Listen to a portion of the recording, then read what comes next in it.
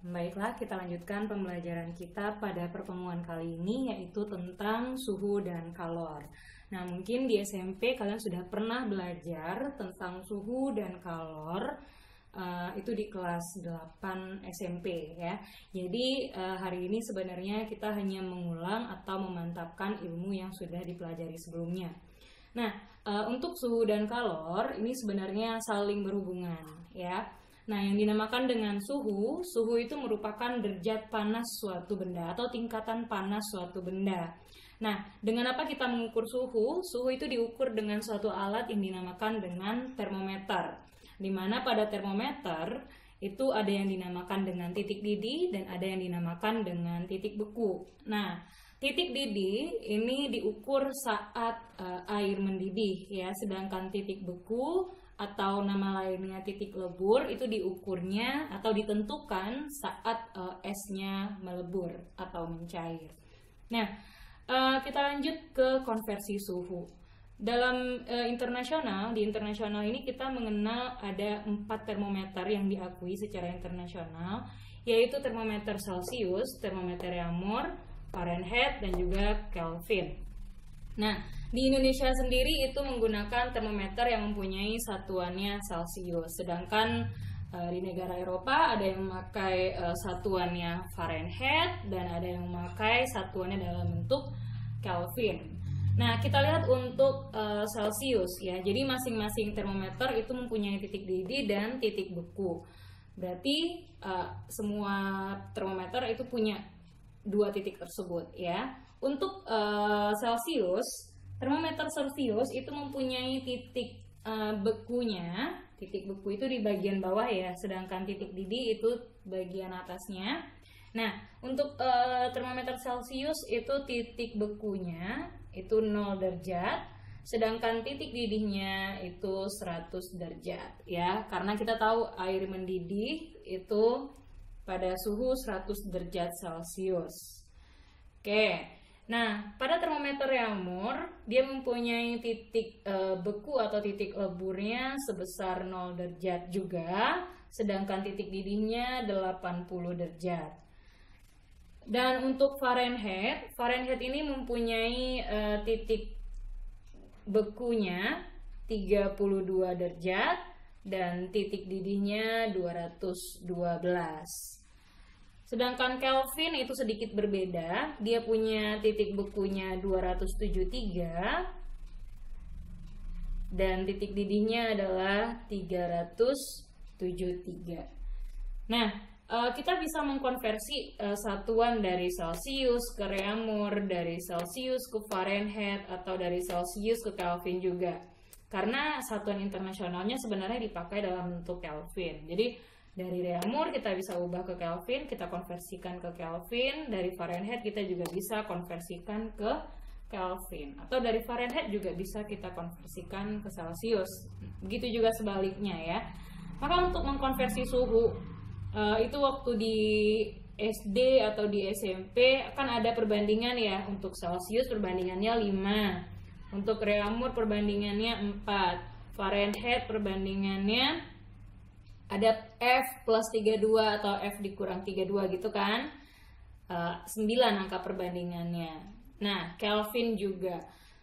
Tapi kalau untuk mempermudah kita, sebenarnya angka perbandingan itu datangnya dari perbandingan titik didih dan titik beku dari masing-masing termometer ini ya. Jadi agar tidak terlalu banyak mengingat rumus, maka kita bisa menentukan konversi suhunya dengan menghafal titik didih dan titik bekunya saja. Oke, misal kita punya di sini 2 buah termometer. Kita punya termometer X dan termometer Y. Ingat ya, masing-masing termometer itu punya titik beku dan punya titik didih. Oke. Misalkan kita ingin mengukur berapa suhu yang terukur. Suhu yang terukur di termometer X ini setara dengan suhu berapa di termometer Y.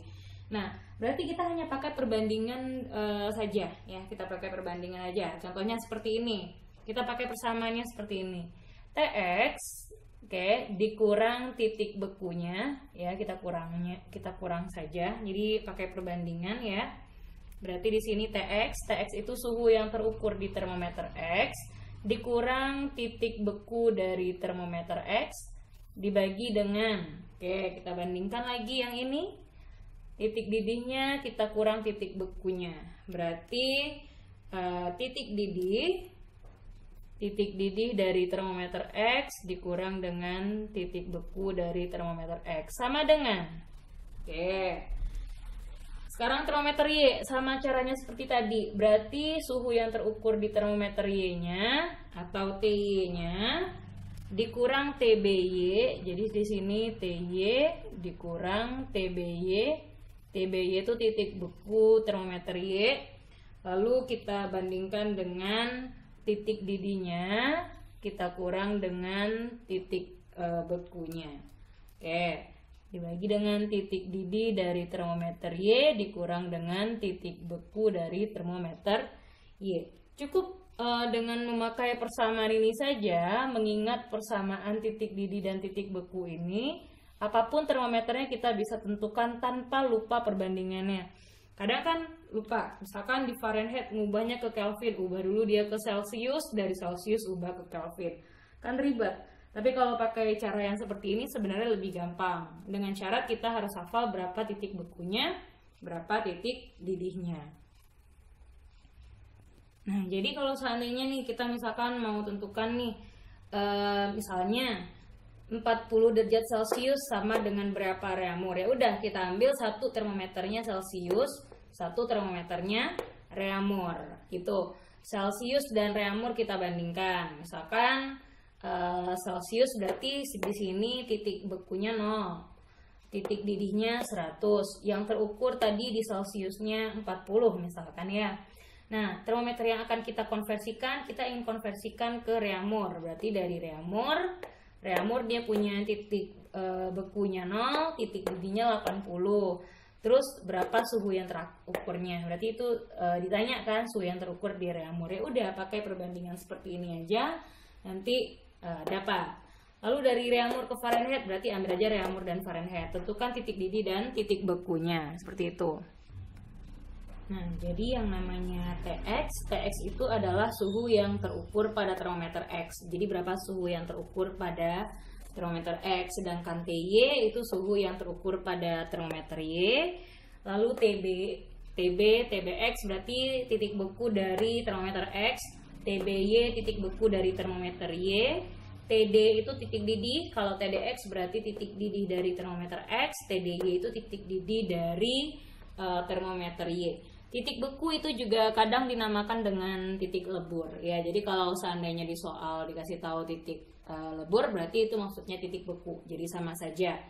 Nah, kita lihat untuk contoh soal yang pertama. Di sini katanya sebuah termometer X menunjukkan bahwa air membeku pada suhu 20 derajat X dan mendidih pada suhu 100 derajat X. Berapakah suhu yang ditunjukkan termometer X jika pada termometer Celcius menunjukkan angka 30 derajat Celcius?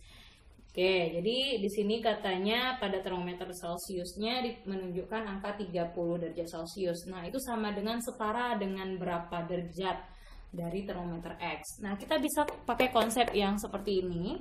Jadi kita bisa langsung bikin gambarnya, ya. Oke, jadi kita bisa pakai persamaan ini. Kita langsung aja bikin gambarnya. Katanya di sini termometer X yang dibandingkan dengan termometer Celcius. Ya, termometer X yang dibandingkan dengan termometer Celcius. Nanti kita gambarkan aja seperti ini, satu termometer X, yang satunya termometer Celcius. Nah, termometer X tadi katanya airnya membeku pada 20 derajat X. Berarti titik bekunya yang 20 derajat. Lalu mendidihnya pada suhu 100 derajat X. Berarti titik didihnya itu yang 100 derajat. Nah, sedangkan di sini di Celcius kita udah tahu, kita udah wajib hafal kalau Celcius itu dia punya titik bekunya 0 derajat dan titik didihnya adalah 100 derajat. Nah, sekarang katanya jika termometer X-nya menunjukkan angka 30 derajat Celcius, berapakah angka yang ditunjukkan oleh termometer X? Berarti kalau di sini pada termometer Celcius itu menunjukkan angka 30 derajat. Berapa suhu yang terukur di termometer X? Itu yang ditanya. Berarti TX-nya kan yang ditanya. Berarti sama seperti tadi. kita pakai perbandingan aja ya. Ingat gimana perbandingannya tadi? TX dikurang 20, berarti di sini kalau kita bikin TX dikurang 20 per, kita bagi 100 dikurang 20 ya. Berarti di sini 100 dikurang 20 sama dengan. Oke, berarti di sini 30 dikurang 0, berarti 30 dikurang 0 per ini 100 dikurang 0. 100 dikurang 0. Oke, dari sini bisa kita tentukan lagi, berarti TX kurang 20 per 100 kurang 20 itu 80 sama dengan 30 per 100. Gitu kan? Nah, berarti di sini kita bisa sederhanakan ini. Kita coret nolnya dulu juga boleh. Berarti ini 0, 0, 0 di sini, 0 di sini. Kita coret itu. Oke, berarti tinggal kita kali silang aja. Kita kali silang TX dengan 1, 8 kali 3 ya. Berarti TX kurang 20 kali 1 kan tetap tuh. TX kurang 20 sama dengan 8 kali 3, 24. Oke, berarti kita bisa dapat TX ya. Untuk menentukan TX, kita tinggal pindah ruaskan yang min 20-nya. Berarti 24, ini tambah 20. Berarti jadinya 24 tambah 20 itu 44 derajat X. Berarti suhu yang terukur di termometernya adalah 44. Oke, karena tadi tidak kelihatan, pindah ke sini saja. Ini kan TX kurang 20 sama dengan 24 ya. Nah, berarti kan TX-nya kita pindahkan ruaskan aja yang 20-nya. Ya kan? TX sama dengan 24 min 20 pindah ruas ini tambah 20. Berarti kan dapatnya di sini TX-nya itu 44 derajat X. Nah, gitu cara menentukannya. Kalau seandainya di sini yang diminta Kelvin ya, pakailah titik lebur Kelvin berapa, titik dedi Kelvin berapa, gitu seterusnya. Oke, kita lanjut ke soal berikutnya. Oke, sekarang kita lanjut ke pemuaian. Ya, yang namanya pemuaian ini sebenarnya terjadi karena adanya perubahan suhu ya. Jadi akibat adanya suhu, maka pada suatu benda itu nanti akan terjadi perubahan ukuran. Di mana yang berubah adalah bisa saja ukuran panjangnya, luasnya, atau volumenya. Ya, jadi yang namanya pemuaian itu merupakan terjadinya perubahan ukuran, baik itu panjang, luas, atau volume dari suatu benda akibat adanya perubahan suhu. Nah, ada beberapa zat yang sudah kita pelajari ya, zat padat, zat cair, dan gas. Nah, untuk pemuaian zat padat itu ada 3 pemuaian yang terjadi, bisa saja pemuaian panjang, pemuaian luas, dan pemuaian volume. Ya, jadi bisa saja pemuaian panjang, luas, dan pemuaian volume. Kita lihat untuk pemuaian panjang. Misalkan mula-mula kita punya suatu benda, panjang mula-mulanya ya atau panjang awalnya sebesar L0. Lalu setelah benda ini dipanaskan atau diberi kalor ya, setelah ini dipanaskan, maka panjangnya berubah menjadi LT. Sehingga terjadilah perubahan panjang ya, dari L0 ke LT ada perubahan panjangnya. Berarti dari ini ke sini kita lihat perubahan panjangnya itu yang dinamakan dengan delta L.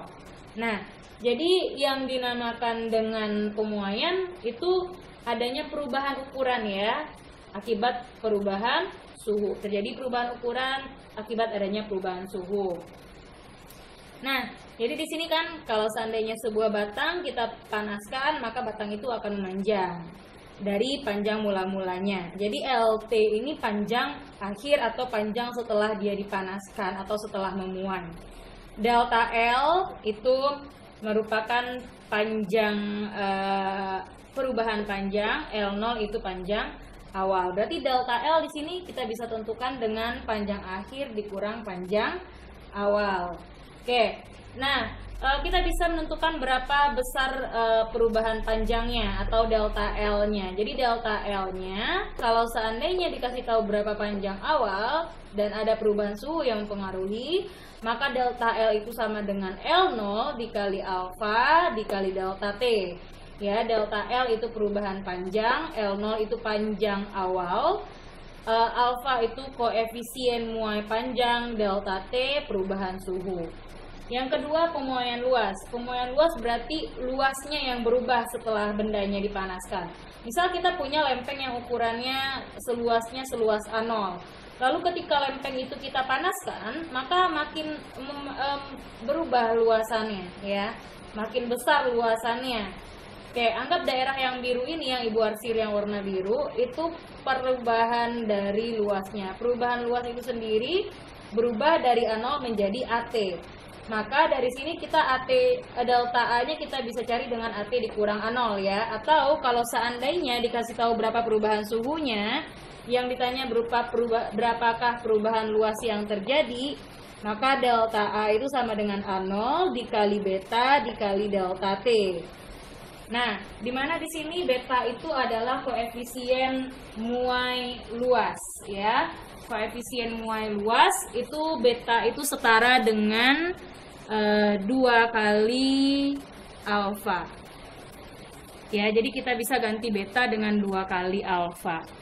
Oke, lalu ada pemuaian volume. Kalau pemuaian volume berarti terjadinya perubahan volume ya, perubahan ukuran volume dari suatu benda. Nah, kalau misalkan kita punya benda, mula-mula volumenya sebesar V0, lalu seandainya benda itu kita panaskan, maka dia akan memuai. Ada perubahan volumenya. Bagian yang biru ini, yang biru saja, kalau kita arsir bagian daerah biru itu, itulah yang dinamakan dengan delta V atau perubahan volumenya. Ya, volume akhir setelah dia dipanaskan itu yang dinamakan dengan VT. Jadi delta V ini sebenarnya kita bisa cari dengan VT dikurang V0 kan. Nah, kalau seandainya dikasih tahu koefisien muai volume atau gamanya, itu bisa ditentukan yang namanya gamma. Gamma itu sama dengan ya, gamma itu sama dengan 3 kali dari alfanya. Jadi gamma sama dengan 3 kali dari koefisien muai panjangnya. Gamma sama dengan 3 kali alfa ya. Oke, jadi L0 itu apa? L0 itu panjang awalnya, V0 itu volume awalnya, A0 itu luas awal dari bendanya, sedangkan LT itu panjang akhir. Panjang akhir ini maksudnya panjang setelah memuai. VT berarti volume akhir atau volume setelah memuai. Kita lihat di sini, jadi yang AT itu adalah luas akhir atau luas benda setelah dipanaskan atau setelah memuai. Delta L itu merupakan perubahan panjang atau pertambahan panjang. Delta A itu perubahan atau pertambahan luas. Delta V itu pertambahan volume. Alfa itu koefisien muai panjang, beta koefisien muai luas. Koefisien muai itu satuannya per derajat Celcius ya. Lalu di sini ada gamma, gamma koefisien muai volume, dan delta T merupakan perubahan suhu. Jadi pada zat padat ada 3 pemuaian yang bisa dialami atau yang terjadi, yaitu pemuaian panjang, pemuaian luas, dan pemuaian volume. Nah, kita akan lihat untuk pemuaian zat cair dan gas. Untuk pemuaian pada zat cair itu dia hanya mengalami pemuaian volume saja. Jadi pada zat cair tidak bisa terjadi pemuaian panjang dan pemuaian luas karena hanya volumenya saja yang ikut memuai. Nah, di mana saat zat cair tersebut memuai, volume zat cair itu sendiri berubah. Tapi massa zatnya tetap, karena ada perubahan volume, massa jenisnya si zat cair tadi juga ikut berubah. Nah, pada zat cair ini, khususnya untuk air, karena kita paling sering mengamati air ya. Nah, jadi air jika dipanaskan dari suhu 0 derajat sampai suhunya menjadi 4 derajat Celcius, maka volume air tadi akan berkurang. Ini khusus untuk air saja ya, khusus untuk air saja. Nah, keanehan dari sifat air ini dikenal dengan nama anomali air ya, di mana harusnya suatu benda itu jika dipanaskan volumenya bertambah, ya, karena ada kenaikan suhu. Tapi pada air, jika dipanaskan jika dinaikkan suhunya dari 0 derajat sampai 4 derajat, maka volumenya tadi akan berkurang. Nah, itulah keanehan dari sifat air yang disebut dengan anomali air. Nah, untuk pemuaian gas. Nah, pemuaian gas juga hanya mengalami pemuaian volume saja, ya, hanya mengalami pemuaian volume saja. Di mana ada 3 yang harus kita perhatikan dalam pemuaian zat. Ada tekanan, volume, dan suhu.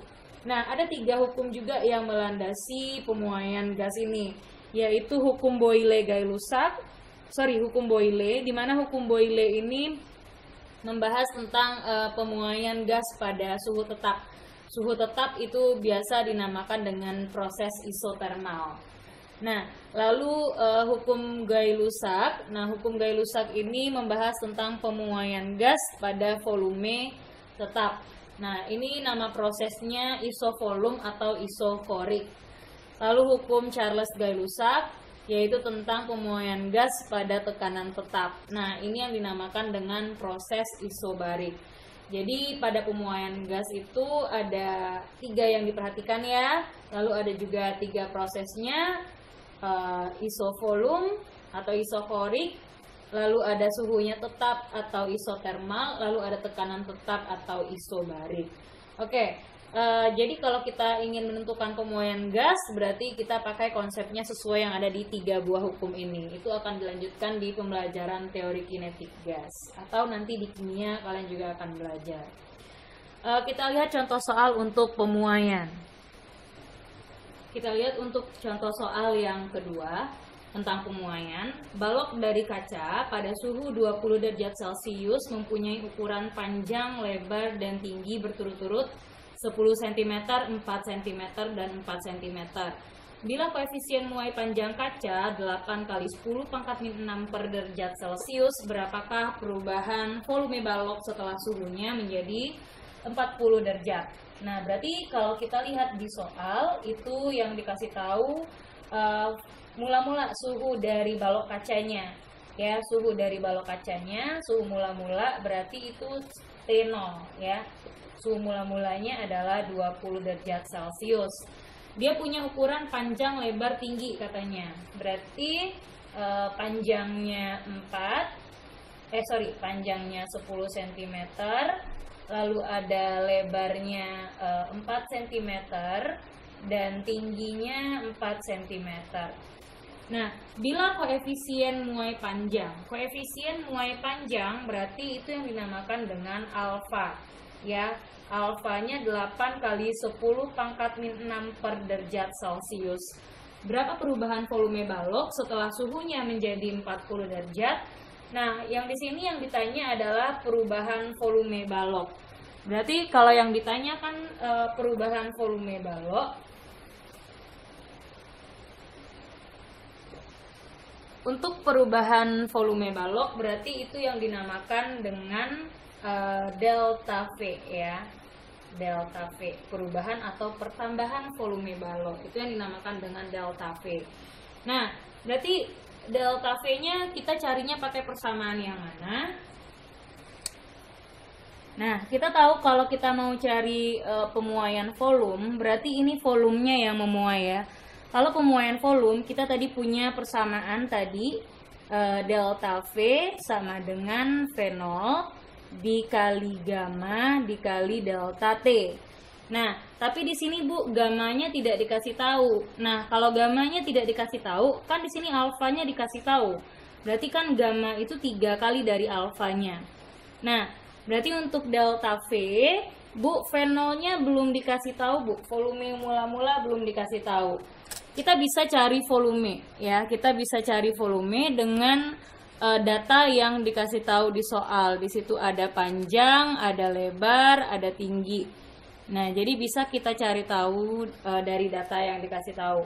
Berarti ini kita bisa cari volume awalnya, ya. Volume awalnya karena dia berupa balok, berarti panjang kali lebar kali tinggi. Berarti 10 kali 4 kali 4. Dapatnya di sini 160 cm kuadrat. Oke. Ini kita boleh tidak mengubahnya ke meter kuadrat, masukkan aja satuannya di sini dalam sentimeter persegi ya. Nggak usah diubah ke meter kuadrat. Oke, berarti ini 160 dikali gamanya. Oke, atau ini diturunkan dulu rumusnya. Jadi V0 dikali 3 kali alfa dikali delta T gitu. Berarti V0-nya kan 160 dikali 3, alfanya di situ 8 kali 10 pangkat min 6. Nah, delta T-nya, katanya delta T-nya T0-nya 20 sampai suhunya menjadi 40 derajat Celcius. Berarti delta T-nya kan 40 kurang 20. Ya kan? Berarti 40 suhu akhir dikurang suhu awalnya. Nah, berarti di sini 160 dikali 3 dikali 8. Oke, berarti kan 16 kali 3 aja itu dapatnya udah 48 ya. 480 dikali 8 kali 10 pangkat min 6. 40 kurang 20. 40 kurang 20 ini 20. Oke, berarti di sini 480 dikali berarti 160 kali 10 pangkat min 6.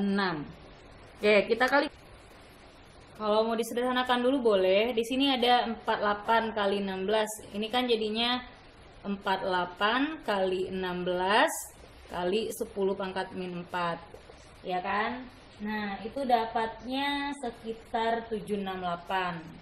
Ya. 768 kali 10 pangkat min 4. Kalau mau disederhanakan lagi 7,68. Jadi boleh dibikin dalam 7,68 atau 768 aja langsung boleh. Nah, ini satuannya dalam sentimeter persegi. Oke, jadi itu pertambahan volumenya.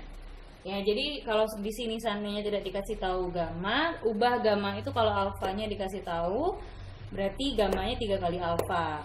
Kalau volume awalnya tidak dikasih tahu, lihat data dari soalnya. Perubahan suhu itu suhu akhir kurang suhu awal. Katanya kan tadi setelah suhunya menjadi 40, berarti itu suhu akhirnya. Suhu awalnya itu T mula-mula atau T0-nya 20. Gitu. Kita lanjut ke contoh soal yang ketiga. Kita lanjut untuk contoh soal yang ketiga. Untuk contoh soal yang ketiga di sini katanya pada suhu 20 derajat, ini 20 derajat Celcius ya. Pada suhu 20 derajat Celcius, volume suatu tabung kaca adalah 200 cm3. Nah, berarti di sini ada wadahnya ya, tabungnya tabung kaca yang volumenya itu 200 cm3. Tabung diisi penuh dengan raksa, berarti ada sebuah tabung yang diisi dengan raksa.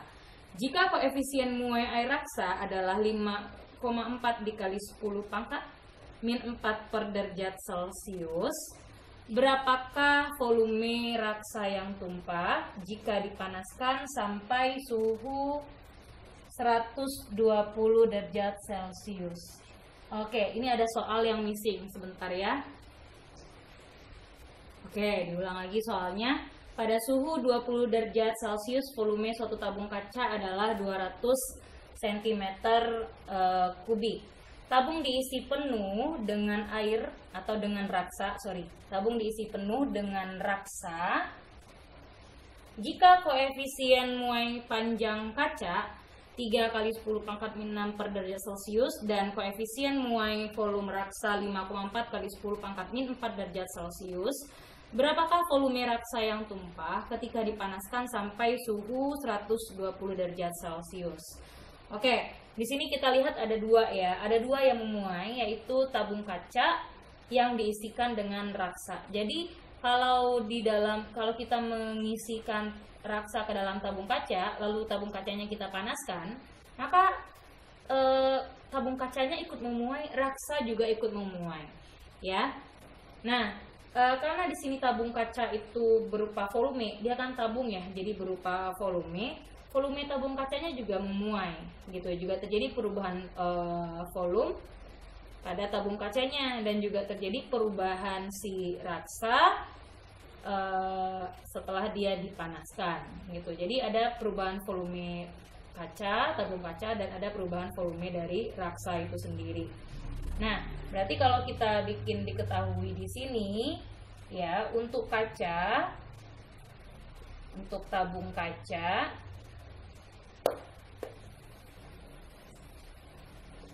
karena ada dua ya. Jadi untuk tabung kaca itu yang dikasih tahu suhu mula-mulanya adalah 20 derajat Celcius. Lalu volume dari tabung kacanya adalah 200, ini fenol ya, 200 cm3. Lalu koefisien muai panjang alfa dari tabung kacanya, alfa K-nya 3 kali 10 pangkat min 6 per derajat Celcius. Koefisien muai volume, berarti ini untuk si tabung lagi ya. Untuk raksa. Oke. Jadi untuk raksa yang dikasih tahunya adalah volume, koefisien muai volume. Jadi raksanya koefisien muai volume.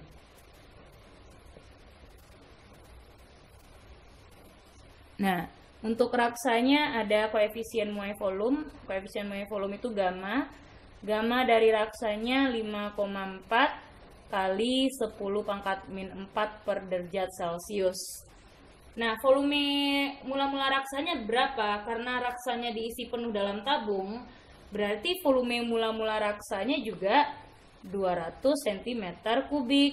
Suhu mula-mula raksanya sama juga dengan suhu tabung, berarti T-nya, T mula-mulanya atau T0-nya adalah 20 derajat Celcius. Nah, yang ditanya di sini berapakah volume yang tumpah? Berarti yang ditanya berapakah volume raksa yang tumpah. Nah, itu yang ditanya. Berapakah volume raksa yang tumpah? Oke. Berapakah volume raksa yang tumpah? Itu yang ditanyakan. Nah, berarti untuk menentukan berapa banyak volume raksa yang tumpah, jadi begini, setelah dipanaskan tabung memuai, berarti ada perubahan muai volume pada tabung. Raksa juga memuai, berarti ada perubahan volume untuk raksa.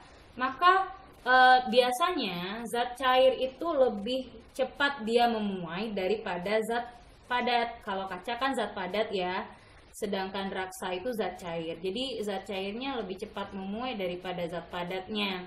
Nah, berarti raksa itu tumpah mungkin setelah memuai volume raksanya bertambah dibandingkan volume perubahan volume si tabung kaca. Berarti untuk mencari volume raksa yang tumpah ya, untuk mencari volume raksa yang tumpah kita bisa cari perubahan volume dari raksa dikurang perubahan volume dari tabung kaca gitu. Nah, berarti kita lihat dulu perubahan volume pada raksanya untuk pemuaian kacanya ya, untuk pemuaian tabung. Nah, untuk pemuaian tabung kan terjadi perubahan volume, berarti delta V sama dengan fenol dikali alfa dikali delta T. Nah, tapi delta V dikali fenol dikali gamma dikali delta T. Tapi gammanya tidak dikasih tahu. Yang dikasih tahu hanya alfanya. Berarti kita ubah ini, fenolnya 3 kali dari alfa dikali delta T. Alfanya tentu alfa kaca, ya. Nah, berarti di sini kita masukkan lagi fenolnya 200 cm3, nggak usah diubah suhunya, dikali 3 dikali alfanya 3 kali 10 pangkat min 6, delta T-nya. Nah, delta T-nya T akhirnya 120, T awalnya 20. Berarti delta T-nya 120 kurang 20 gitu ya. Nah, berarti di sini jadinya berapa? Kita bisa kali kan? 200 dikali 3 dikali 3 kali 10 pangkat min 6. Nah, berarti kita buat itu, berarti jadinya 200 kali 3 kali 3 lagi, berarti 9 kali 2 aja ya. 9 kali 2 itu udah 18. Berarti 18 12 berarti 1800 kali 10 pangkat min 6. 120 kurang 20 itu 100. Berarti ini nolnya 2, berarti 10 pangkat 4 ya. 10 pangkat 4, 10 pangkat min 6. Berarti 18 kali 10 pangkat min 2. Nah, ini satuannya cm kubik. Berarti ini kita ubah bisa jadi 0,18 cm kubik. Itu volume si tabung. Perubahan volume tabung setelah dia memuai. Sekarang kita lihat untuk pemuaian raksanya. Nah, untuk pemuaian raksa. Nah, pada raksa kan juga terjadi pemuaian volume ya. Berarti untuk menentukan berapa perubahan volumenya, berarti delta V sama dengan V0 dari raksanya dikali gamma dari raksanya kali delta T-nya. Oke, berarti V0-nya karena raksa diisi penuh ke dalam tabung, berarti volume raksanya mula-mula sama dong dengan volume tabung. Berarti sama-sama 200. Gamanya itu 5,4 kali 10 pangkat min 4. Delta T-nya 120 kurang 20. Karena suhu akhirnya 120 diminta tadi kan. Nah, berarti di sini 200 kali 5,4 kali 10 kali 100. Berarti 10,8 kali 10 pangkat min 2 ya. Ini kan 200 10 pangkat min 4. Lalu kalikan ini 100. Itu nggak sih? Nah, berartinya di sini 10,8 cm kubik. Nah, nampak kan pemuaian raksa dan pemuaian tabung. Berarti raksanya lebih banyak yang memuai daripada tabungnya. Raksanya memuai perubahan volumenya 10,8, tabungnya hanya 0,18. Berarti kalau kita mau cari volume raksa yang tumpah, oke, maka volume raksa yang tumpah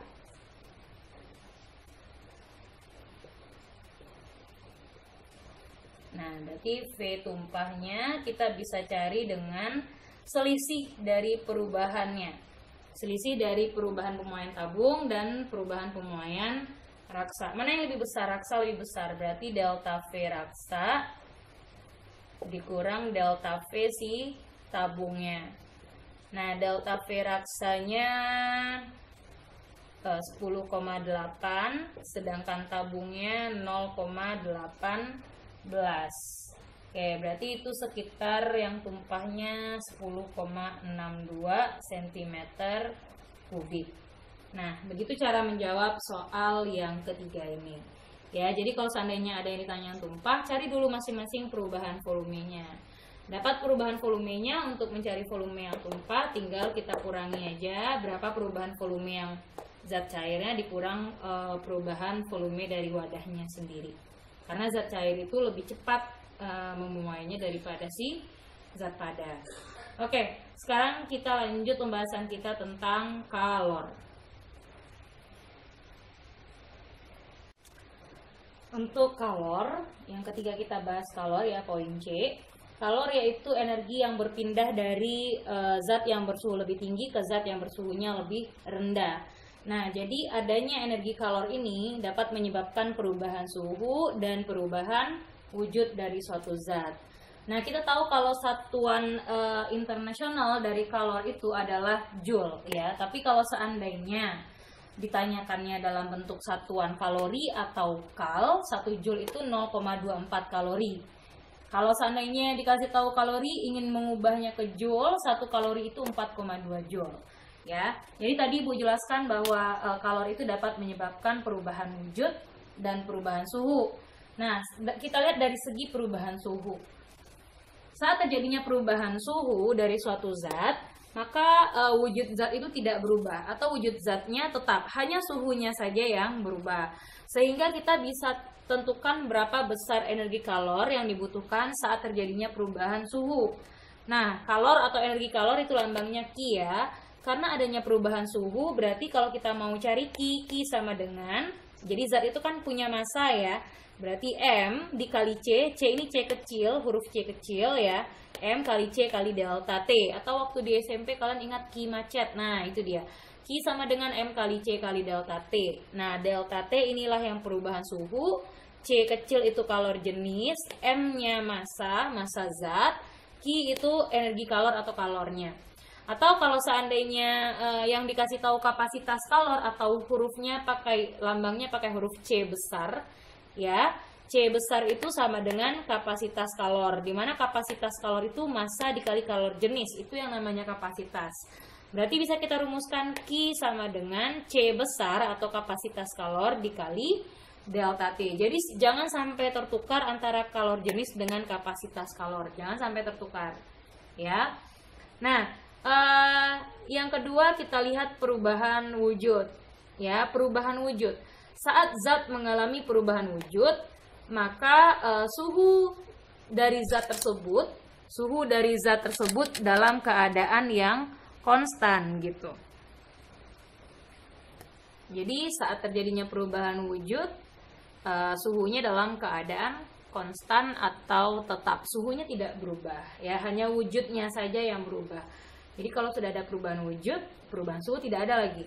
Nah, kita dulu waktu di SD dan di SMP kita kenal beberapa perubahan wujud. Ada 6 perubahan wujud yang kita kenal. Kita kan tahu ya, wujud zat itu ada 3, zat padat, zat cair, dan gas. Ada perubahan wujud dari padat ke gas ke cair, dan sebaliknya. Sekarang kita lihat. Oke, nah sekarang kita lihat ke perubahan wujud ya. Jadi ada gas, padat, dan cair. Waktu dulu kalian sudah belajar ya, ada perubahan suhu dari gas ke padat. Oke. Atau dari padat ke gas dulu. Dari padat ke gas itu dinamakan dengan menyublim. Menyublim. Oke. Lalu dari gas ke padat. Nah, dari gas ke padat itu yang dinamakan dengan mengkristal. Lalu dari padat ke cair itu namanya melebur. Melebur ini mencair, nama kerennya dari mencair. Dari cair ke padat itu namanya membeku. Dari cair ke gas itu namanya menguap, ya, menguap. Dari gas ke cair itu yang dinamakan dengan mengembun. Oke, nah, jadi ada 6 perubahan wujud zat yang kita harus pahami, ya. Dari padat ke gas ke padat, cair ke padat ke cair, dan cair ke gas. Harus hati-hati membedakannya. Nah, jadi selama terjadi perubahan wujud ini, perubahan suhunya tidak ada, atau perubahan suhunya tidak terjadi perubahan suhu atau konstan. Suhunya dalam keadaan yang konstan. Maka kita bisa menentukan besar energi kalornya selama perubahan wujud. Jadi kalau seandainya terjadi perubahan wujud ya yang 6 ini, maka kalau ditanya berapakah besar energi kalornya, itu bisa kita tentukan dengan Q sama dengan M kali L. L di sini kalor laten. Kalor laten ini adalah kalor yang diperlukan saat perubahan wujud ya. Jadi nanti ada kalor lebur. Kalau yang bisa kita amati itu ada proses melebur dan menguap ya. Jadi ada kalor lebur dan ada kalor uap yang biasa kita amati. Nah, di mana Q itu energi kalor, M itu massa zat, delta T perubahan suhu. Untuk besaran yang lain tinggal kalian lihat di tandanya ya. Ada tanda panah tadi kan, baik di C besar dan C kecil tadi.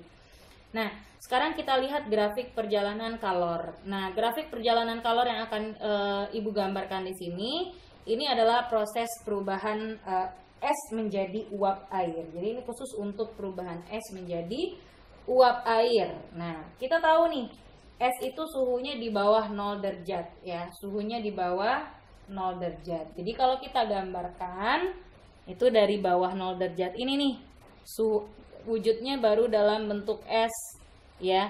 Jadi di sini wujudnya dalam bentuk es. Gitu. Nah, lalu dari suhu di bawah 0 derajat ini kita naikkan dulu suhu esnya sampai suhu esnya menjadi 0 derajat. Baru setelah itu di 0 derajat kita biarkan di waktu yang sangat lama. Kalau kita biarkan di waktu yang lama, maka nanti akan terjadi perubahan wujud. Perubahan wujud yang terjadi adalah melebur di sini. Nah, jadi saat terjadi perubahan suhu, tidak ada perubahan wujud di sini ya. Perubahan wujudnya setelah suhunya konstan, itu esnya akan melebur pada suhu 0 derajat. Di sini akan melebur esnya. Setelah itu dipanaskan lagi sampai suhunya nanti mendidih dia. Sampai nanti mendidih di suhu 100 derajat Celcius. Oke, kira-kira di sini ya. Di suhu 100 derajat Celcius. Nah, setelah itu kalau kita biarkan lagi di waktu yang lebih lama, maka akan terjadi penguapan atau akan terbentuk uap air gitu ya. Ini grafiknya terlalu landai. Oke. Nah, seperti ini. Jadi akan terbentuk uap air di waktu yang sangat lama. Nanti kalau airnya udah 100 derajat Celcius kita biarkan aja, maka yang terjadi di situ nanti adalah perubahan wujud lagi. Dia menguap airnya, ya kan? Nah, berarti kalau kita misalkan dari sini ini wujudnya masih es. Jadi kalau ini es di bawah 0 derajat, kalau sudah di atas 0 derajat itu wujudnya sudah berubah menjadi air. Oke. Nah, sekarang kalau kita misalkan ini dari titik A, ini titik B, ini titik C, titik D, dan titik E. Gitu ya. Oke. Jadi kalau kita biarkan lagi ke atas, itu dia akan menguap lagi. Oke. Jadi prosesnya paham ya? Mula-mula di bawah 0 derajat itu wujudnya masih dalam bentuk es. Es ini tidak langsung dia berubah menjadi air. Jadi es ini kalau dia dinaikkan dulu suhunya sampai di batas 0 derajat itu terjadi perubahan suhu. Dari suhu di bawah 0 sampai 0 derajat itu terjadi perubahan suhu. Ya, setelah 0 derajat baru esnya tadi melebur. Meleburnya di proses B ke C. Berarti B ke C ini proses melebur. Artinya ada perubahan wujud. Ya, nah setelah dia melebur, kita panaskan lagi, kita naikkan lagi suhunya sampai 100 derajat. Ya, nah berarti dari C ke D ini terjadi perubahan suhu dari 0 sampai air mendidih sampai 100. Nah, kalau ini kita biarkan di suhu 100 derajat ini kita biarkan di waktu yang lama, maka si air tadi ini wujudnya udah dalam bentuk air ya. Maka si air tadi dia akan menguap. Berarti di sini di proses D dan E terjadi penguapan atau perubahan wujud yaitu menguap. Oke. Nah, sekarang kalau ditanya berapakah proses kalor yang diperlukan dari A sampai ke E, berarti kita jumlahkan aja QAB tambah QBC tambah QCD tambah QDE. Oke. Jadi kalau kita perhatikan di grafik itu proses AB dan CD, AB dan CD itu terjadi perubahan suhu ya. Yang miring ini kan perubahan suhunya ya, ada perubahan suhu gitu aja. Lalu dari proses B ke C dan D ke E itu terjadi perubahan wujud. Coba lihat ini suhunya konstan kan, dari B ke C kan suhunya konstan di 0. D ke E itu suhunya konstan di 100. Nah, berarti kalau suhunya konstan itu terjadi perubahan wujud. Nah, terjadi perubahan wujud. Kalau terjadi perubahan wujud, berarti nanti kalornya dari B ke C dan D ke E itu pakai rumus yang perubahan wujud. Q sama dengan M kali L. Tapi dari proses A ke B dan C ke D itu pakai kalor yang perubahan suhu. Q sama dengan MC delta T. Oke, sekarang kita lihat contoh soalnya. Kita lihat untuk contoh soal yang keempat ya. Katanya di sini zat cair yang masanya 200 gram dipanaskan dari 20 derajat menjadi 80 derajat. Memerlukan kalor sebesar 6 kali 10 pangkat 4 Joule.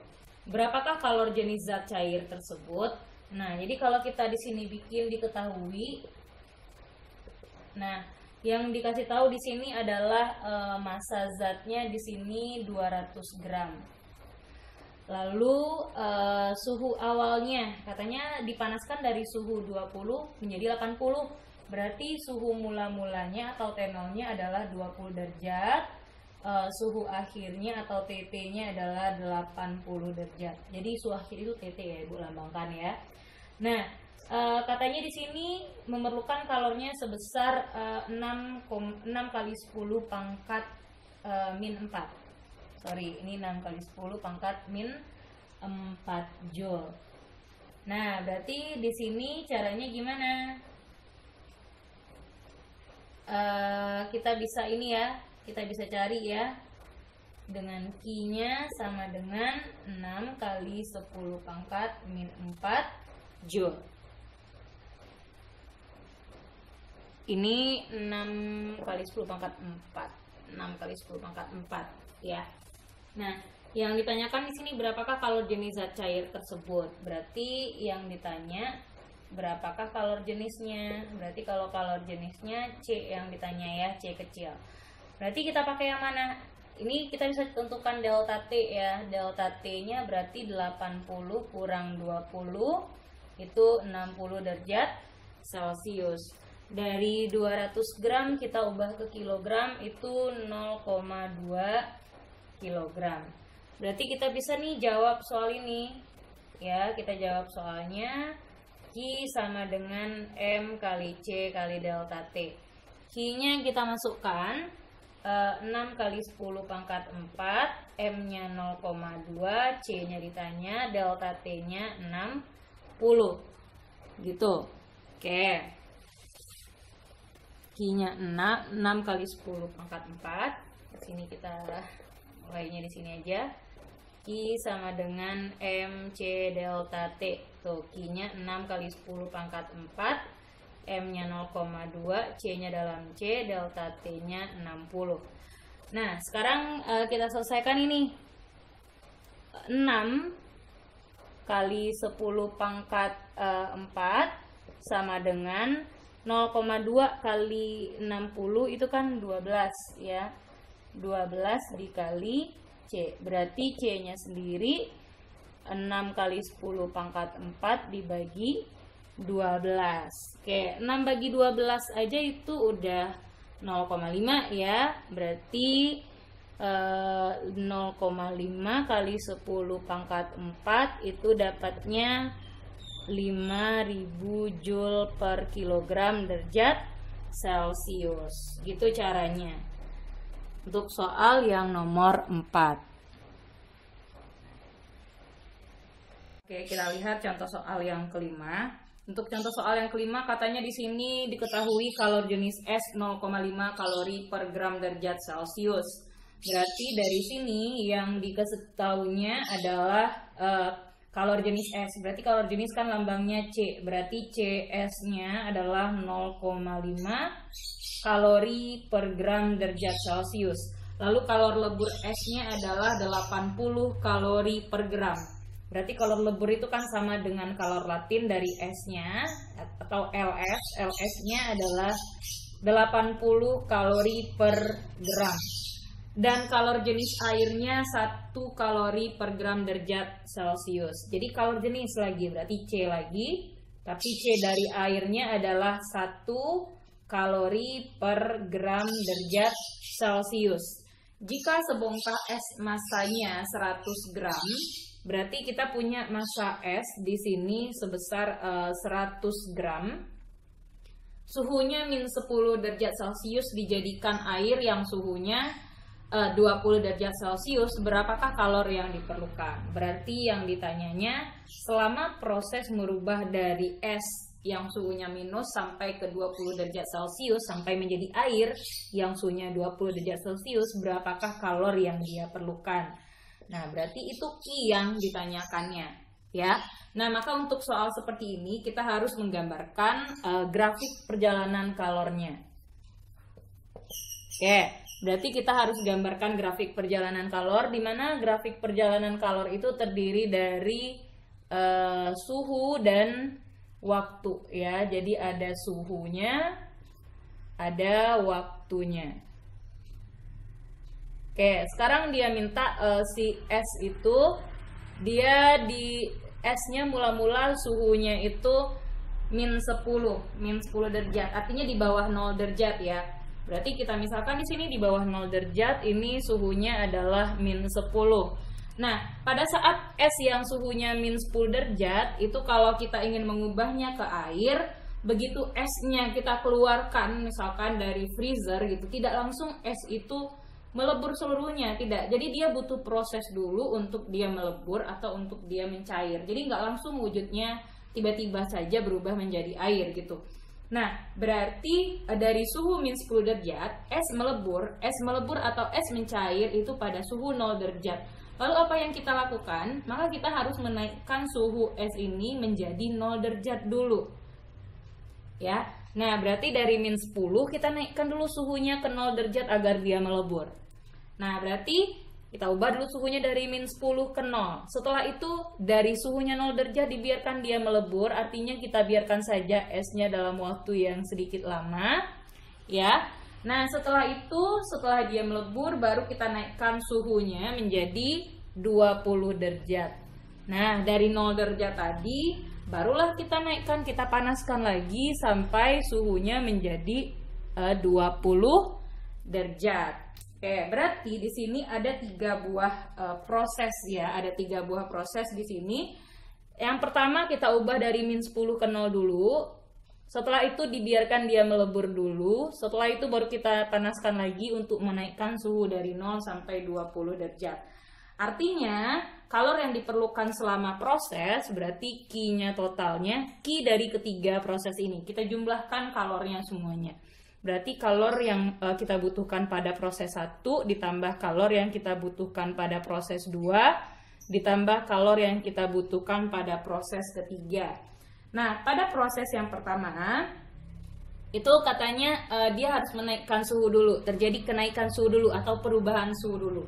Berarti selama proses 1 kalor yang diperlukannya adalah MC delta T ya, berarti massa S dikali C-nya CS dikali delta T. Oke, delta T-nya delta T pada proses 1.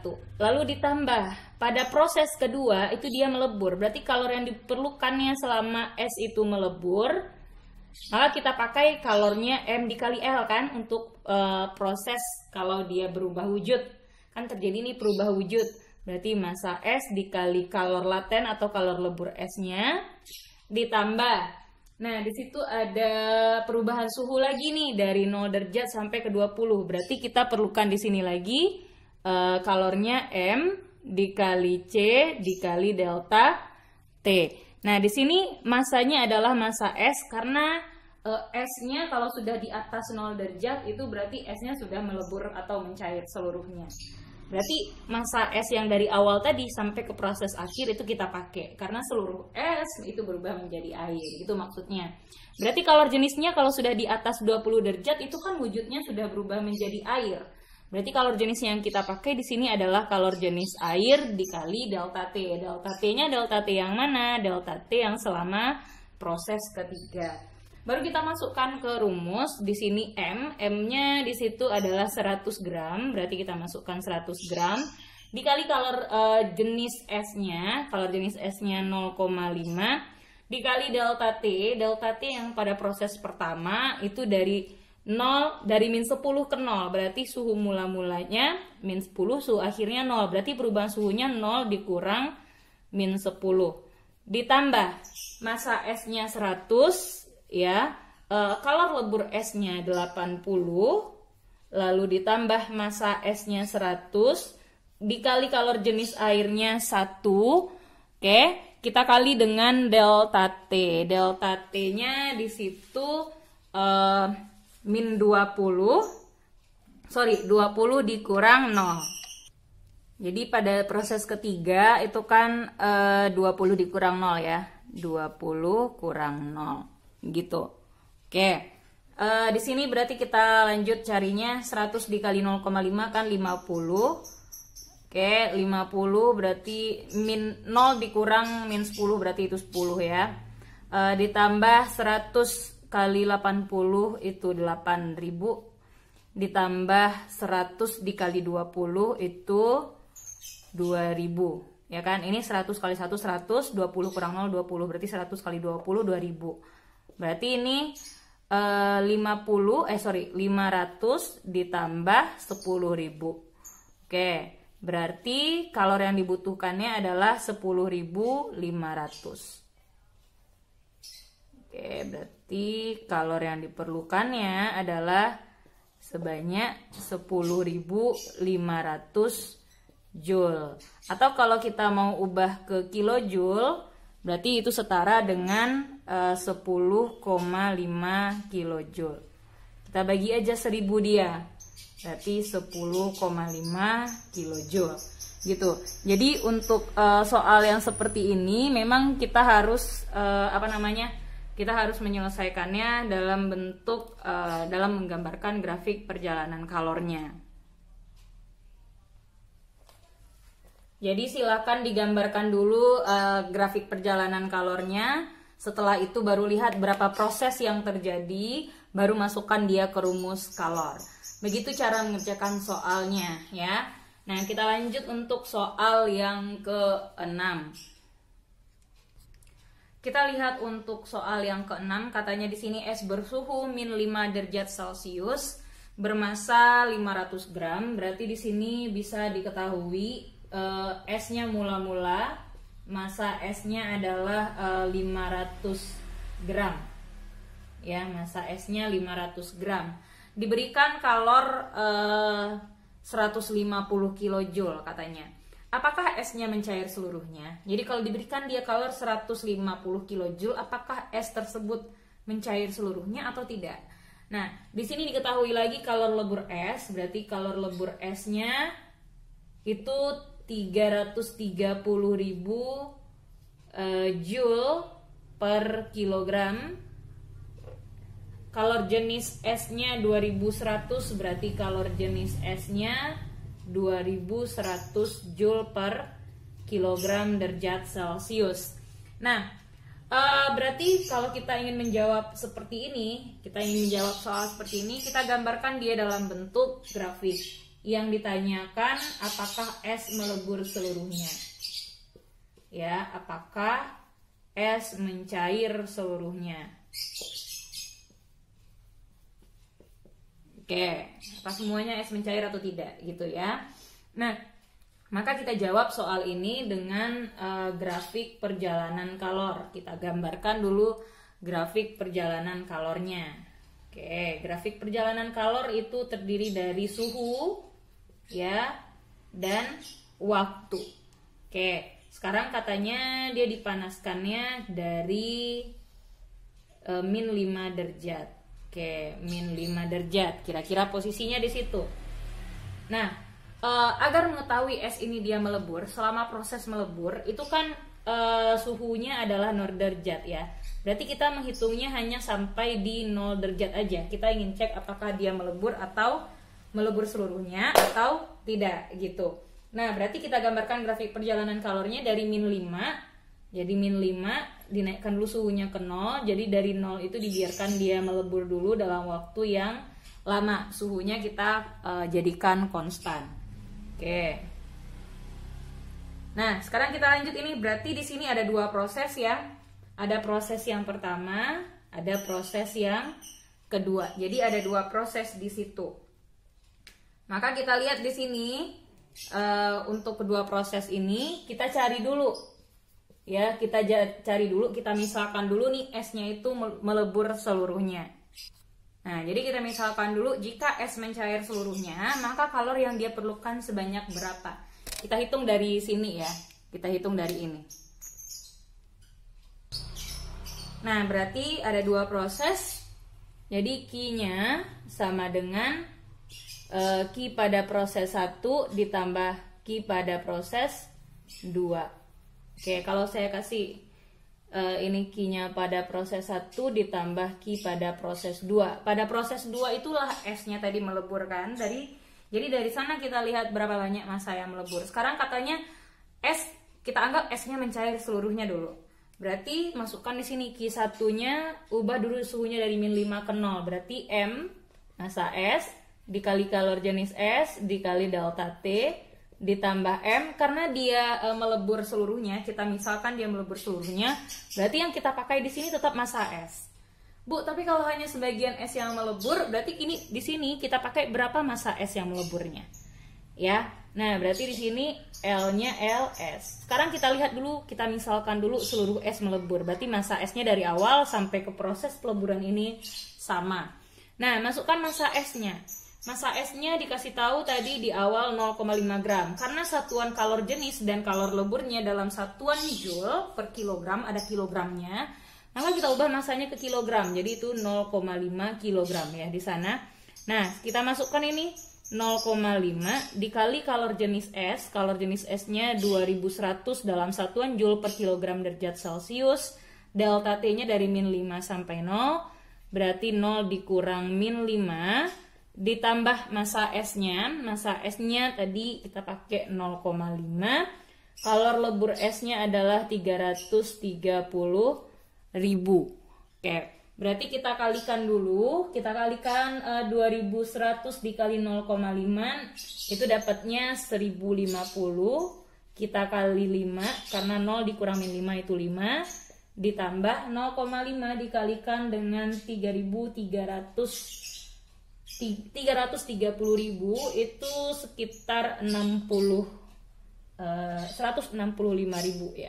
Dikali setengah kan, 165.000. Bagi aja ini 2. Oke, sekarang kita lanjutkan. Ini berarti 1050 dikali 5 berarti dapatnya 5250.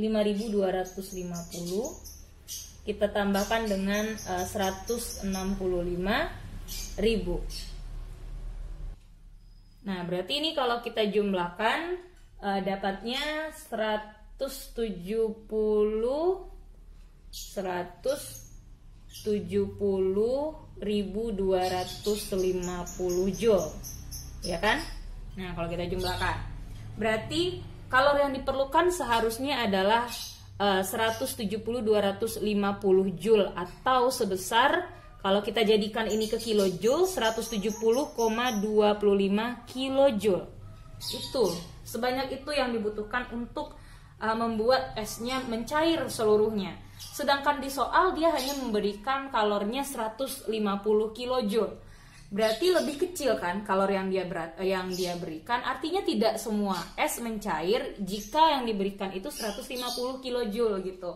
Nah, sekarang kita ingin tahu nih berapa banyak sih es yang mencair gitu. Jadi ini kesimpulannya, karena kalor yang diberikan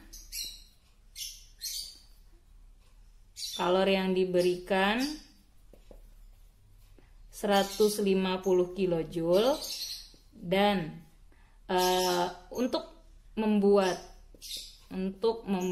es mencair seluruhnya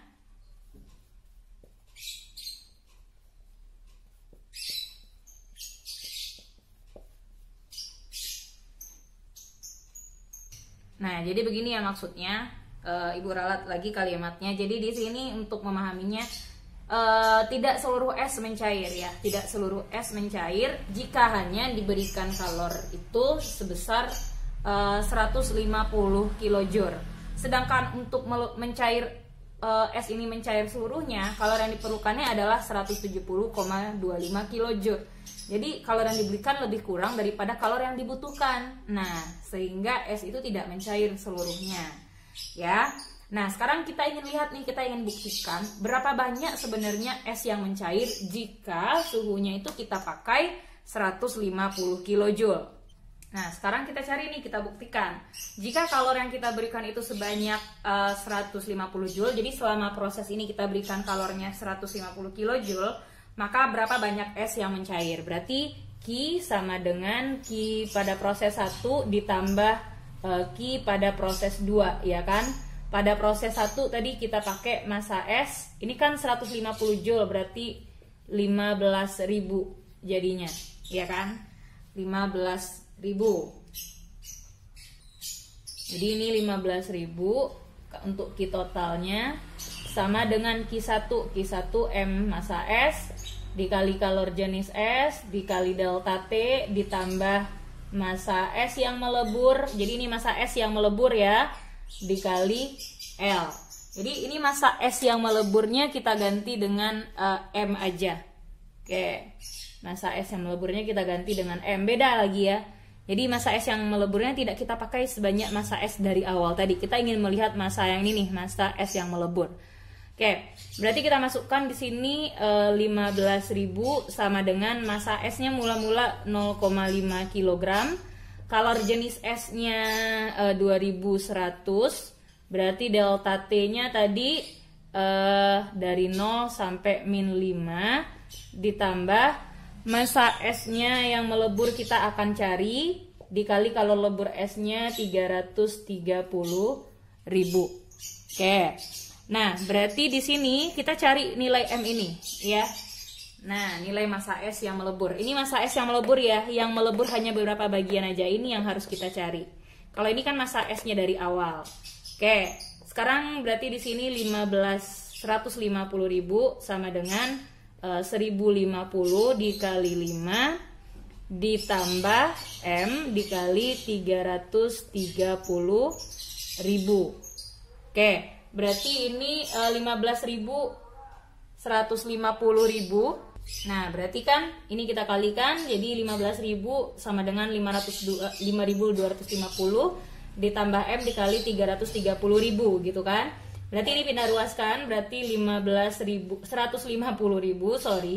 dikurang 5.250 sama dengan, ini mohon maaf tanda sama dengannya tidak sejajar, 330.000 dikali M ya, dikali M. Nah, berarti ini hasil pengurangannya adalah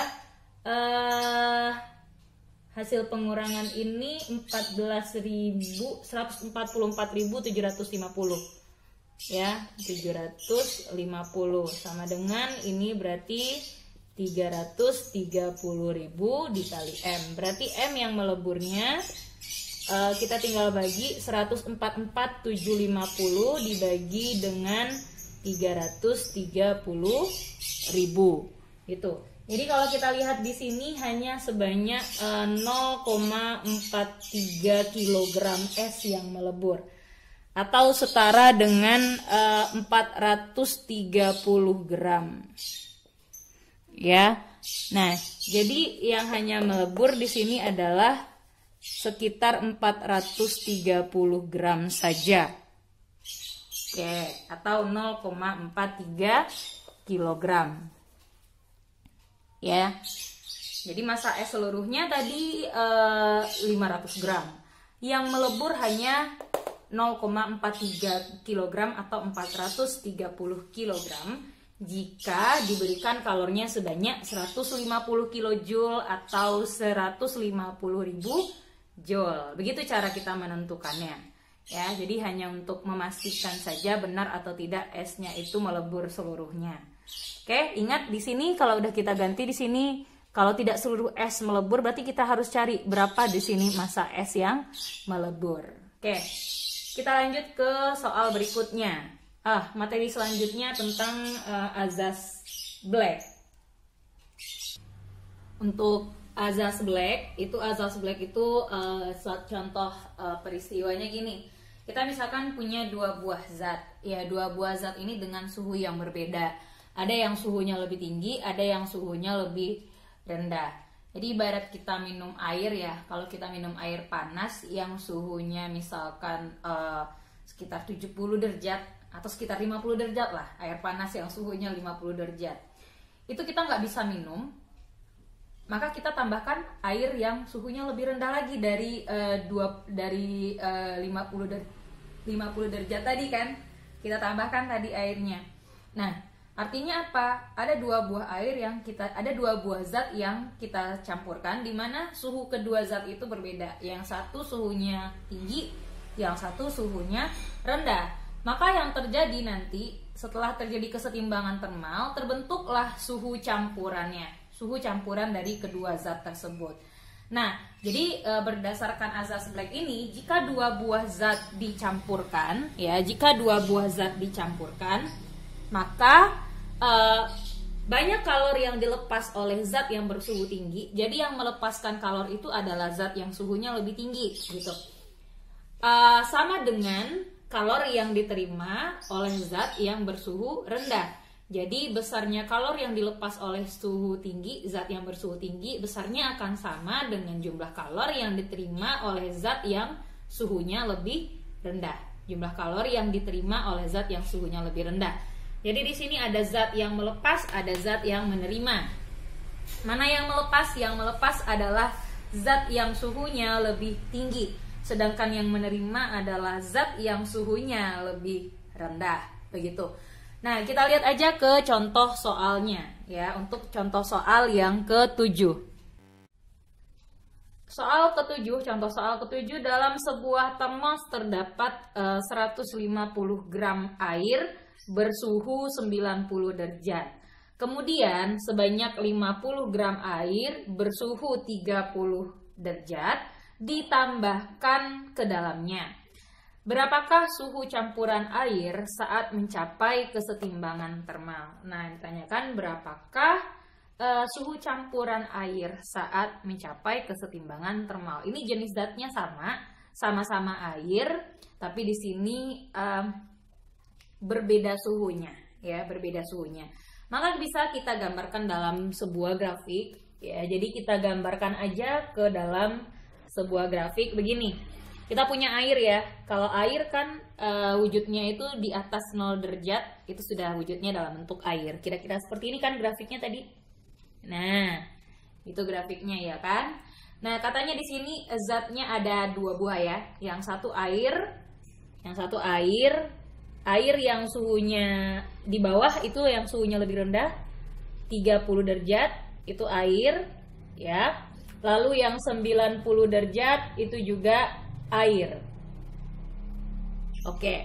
Nah, kalau mereka berdua dicampurkan, otomatis suhu yang 30 air yang suhunya 30 derajat tadi suhunya akan meningkat jadinya. Ya, akan terjadi peningkatan suhu. Nah, akan meningkat suhunya. Anggaplah di sini terjadi kesetimbangan. Suhu yang 90, air yang 90 tadi setelah dia dicampurkan itu suhunya akan turun, ya. Maka nanti akan terbentuk kesetimbangan termal dan menghasilkan suhu baru, itu yang dinamakan dengan suhu campuran. Itu yang dinamakan dengan suhu campuran. Oke, nah berarti kalau seperti ini air yang melepas ya, yang melepas kalor, ini yang menerima ya. Oke, yang suhunya tinggi itu melepas, yang suhunya rendah itu menerima. Berarti kalau kita lihat di sini ada perubahan suhu ya, ada perubahan suhu saat dia melepas dan saat dia menerima. Untuk yang melepas ini terjadi perubahan suhunya. Nah, ini delta T saat dia melepas. Oke. Jadi ada suhu yang melepas, perubahan suhu saat dia melepas, ada perubahan suhu saat dia menerima. Yang namanya perubahan suhu ya, kalau di sini kalau pada azas Black, suhu yang tinggi dikurang suhu yang rendah. Berarti ini kan nanti kalau yang melepas air 90 ini berarti delta T saat dia melepas 90 kurang TC gitu. Untuk yang menerima kan suhu campurannya lebih tinggi daripada suhu mula-mula airnya. Berarti suhu campurannya di akhir kan dia berada di suhu campuran ya. Berarti suhu campuran dikurang 30 ya. Jadi jangan sampai salah-salah. Oke. Jadi untuk untuk azas Black itu yang tinggi dikurang yang rendah. Ini 90 kurang TC, ini TC kurang 30. Itu yang harus diingat. Berarti kita masukkan ke persamaan azas black tadi kalor yang dilepas. Jadi kalor yang dilepas itu besarnya sama dengan kalor yang diterima. Oke, yang dilepas itu air. Air di sini masanya berapa tadi? Ini air masanya 150 gram. Ini 150 gram. Yang di sini masanya tadi 50 gram. Jadi jangan salah-salah. Nah, masukkan dia karena ada perubahan suhu, berarti kalor yang melepas terjadi kalor yang untuk merubah suhu.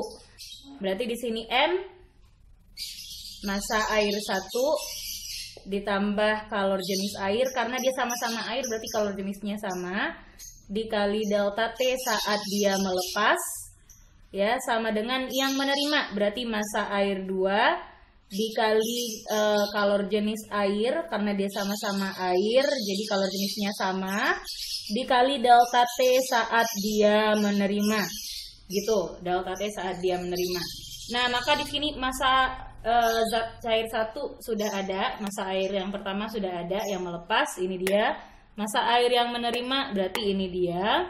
Kalor jenisnya itu sama karena dia sama-sama air, Bu. Kalau seandainya zat yang dicampurkan berbeda berarti kalor jenisnya tidak sama. Jangan dicoret. Jangan disederhanakan kiri kanan. Oke, berarti di sini tinggal massa air. Ya, massa air yang pertama berarti itu 150 gram. Nggak usah kita ubah ke gram ya, nanti satuannya juga bisa dicoret. Nah, ini delta T yang melepas. Delta T yang melepas berarti dari 90 kurang TC gitu. Bukan TC kurang 90 ya, kan suhu akhirnya di TC, Bu. Dia yang tinggi dikurang yang rendah. Oke, kalau yang melepas kan ini suhunya lebih tinggi daripada suhu campuran. Berarti 90 kurang TC. Ya, 90 kurang TC. Gitu. Sama dengan di sini massa air yang kedua. Massa air yang kedua itu 50 gram. Berarti 50 dikali delta T yang terima. Ini mana lebih tinggi? 30 atau suhu campuran? Nah, suhu campuran lebih tinggi kan? Berarti suhu campuran dikurang 30. Gitu. Nah, berarti ini kan kita bisa sederhanakan dulu. Ini 150 di sini, 50 di sini. Berarti sama-sama kita bagi 53. Ini sama-sama kita bagi 51. Baru kita kalikan ke dalam. 3 kali 90 itu 270 dikurang 3 TC. Sama dengan TC dikurang 30. Pindah ruaskan yang ada TC-nya dengan yang ada TC. Berarti ini 270 ditambah 30 sama dengan TC ditambah 3 TC. TC itu suhu campuran. Ya, jadi TC itu suhu campuran. Berarti 270 tambah 30 itu dia ya dapatnya 300. Ya kan? Berarti ini 4 TC gitu. Oh sorry, ini TC dikurang 30, sorry.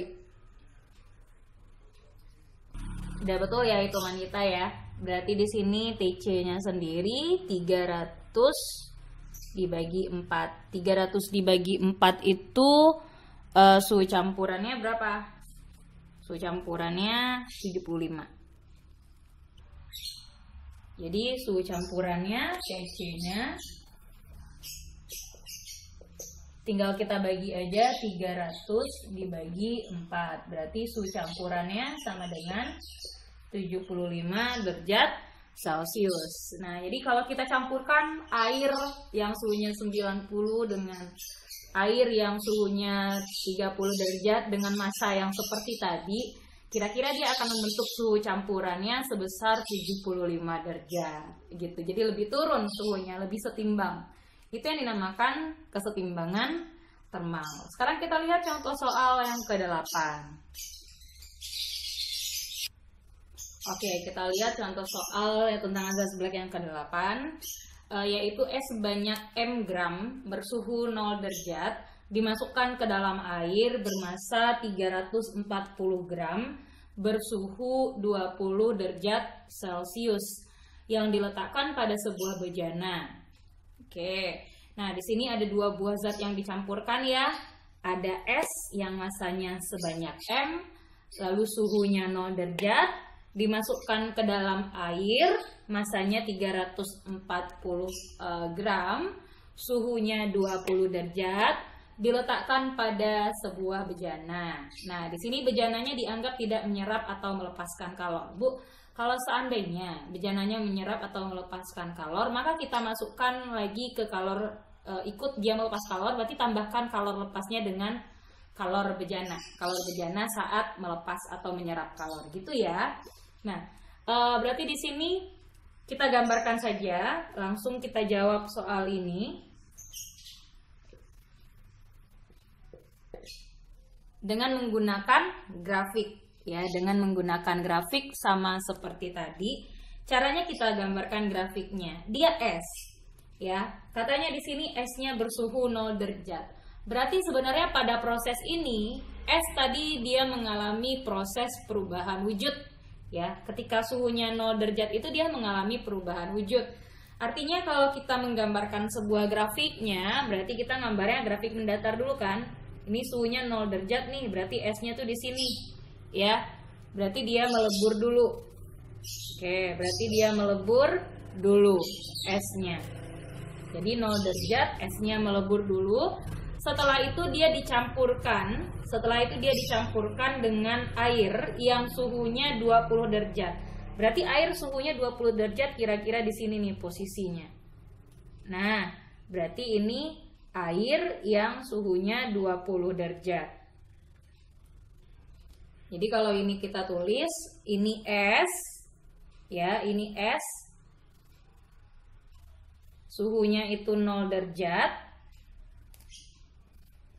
Di sini air, suhunya air itu 20 derajat. Oke, 20 derajat itu wujudnya adalah air. Jadi ada 2 buah zat. Nah, berarti dia mencapai kesetimbangan termal. Ya, mencapai kesetimbangan termal. Nah, karena dia sudah mencair seluruhnya, semua es mencair, berarti suhu campurannya itu di atas 0 derajat. Nah, berarti kita misalkan nih suhu campurannya ini di sini. Dia mencapai kesetimbangan termal itu di bagian sini, suhu campuran. Nah, maka kalau kita perhatikan, ini esnya itu ada 2 proses yang terjadi. Jadi dia melebur dulu, setelah melebur baru dia naik suhunya dari 0 sampai ke suhu campurannya.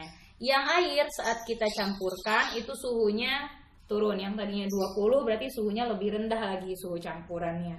Oke, berarti di sini ada proses melepas ya. Melepas kalor dari ini, dari 20 ini kan masih 0 derajat. Ini kan masih 0 derajat juga ya di sini. Kan dia suhunya konstan. Ini 0 derajat sama ya, suhunya konstan.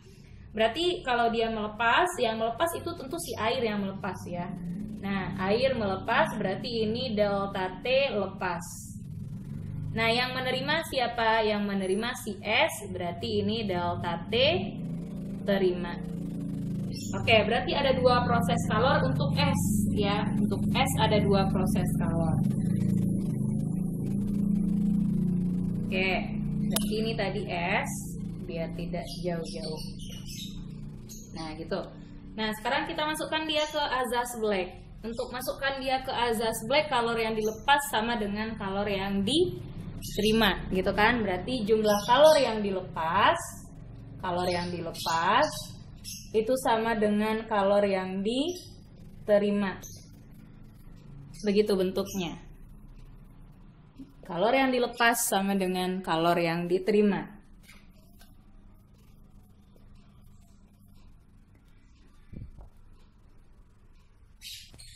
Berarti untuk yang melepas kalor siapa tadi? Yang melepas kalor adalah air kan? Air prosesnya hanya merubah suhu. Air ini prosesnya saat melepas dia hanya mengubah suhu dari 20 ke TC. Berarti air di sini massa air ya, massa air dikali kalor jenis air dikali delta T saat dia melepas sama dengan yang menerima. Yang menerima di sini ada 2 proses. Kalor ini melebur dulu selama suhunya 0 derajat, setelah melebur baru dinaikkan suhunya, baru berubah suhunya. Berarti ada perubahan wujud dan perubahan suhu. Untuk perubahan wujudnya berarti kita pakai di sini M dikali L ya. massa es yang melebur dikali LS ditambah di sini dia mengubah suhunya dari 0 sampai ke suhu campuran. Berarti ada perubahan suhu lagi. Berarti M, karena dia mencair seluruhnya, berarti masanya adalah massa S dikali CS dikali delta T. M, S, ya masanya massa S, karena dia melebur seluruhnya, berarti dari awal sampai akhir massa S-nya sama. Tapi C-nya, pada saat S itu suhunya sudah di atas 20, sudah di atas 0 derajat, berarti wujudnya udah berubah menjadi air tadi kan. Berarti C-nya C air di sini. Nah, dikali delta T saat dia terima. Gitu, delta T saat dia terima. Nah, berarti kita masukkan di sini massa air. Massa airnya di situ adalah berapa massa airnya ya? Massa airnya mana ini? Massa airnya 340. Berarti masukkan aja di sini 340.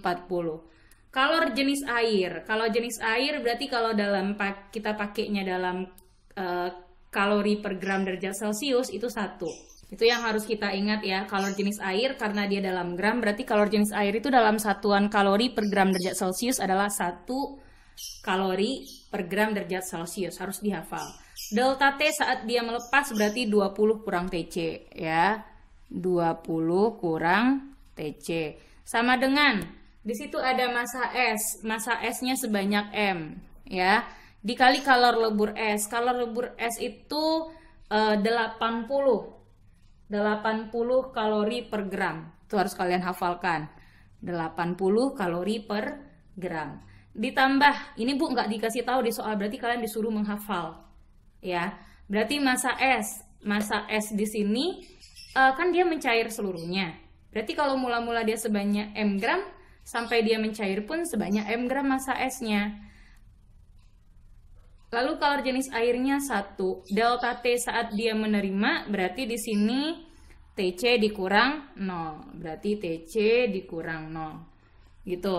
Berarti kita masukkan, kita kalikan saja lagi. Berarti 340 dikali 1. Nah, TC-nya berapa tadi? TC-nya 5 ya. Berarti kita masukkan di sini 340 dikali 20 dikurang TC. Suhu campurannya adalah 5. Oke, ini kan kali 1.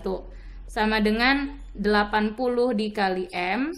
Oke, atau M dikali 80 ditambah M dikali 1M. Berarti di sini TC. TC-nya 5. Di soal ya dibilangnya. Dikurang 0. Nah, berarti ini 340 dikali 15 sama dengan M dikali 80 ditambah M dikali 5. Ini kan sama-sama kita bisa tambahkan ini. 80M tambah 5M. Berarti 340 kali 5 itu kan 5100 ya. 340 kali 15, sorry. 340 kali 15 itu 5100. 5100 ini 80M tambah 5M itu 85M. Gitu. Nah, berarti ini M-nya kita tinggal bagi 5100 dibagi 85. 5100 dibagi 85 berarti M-nya sekitar 60 gram. Gitu. M-nya sekitar 60 gram. Nah, jadi karena di sini seluruh S itu mencair, karena kan suhu akhirnya di atas 0 derajat. Kalau suhu akhirnya di atas 0 derajat, kan suhu campurannya 5 derajat Celcius, itu berarti kan di atas 0 derajat. Artinya semua esnya itu mencair gitu.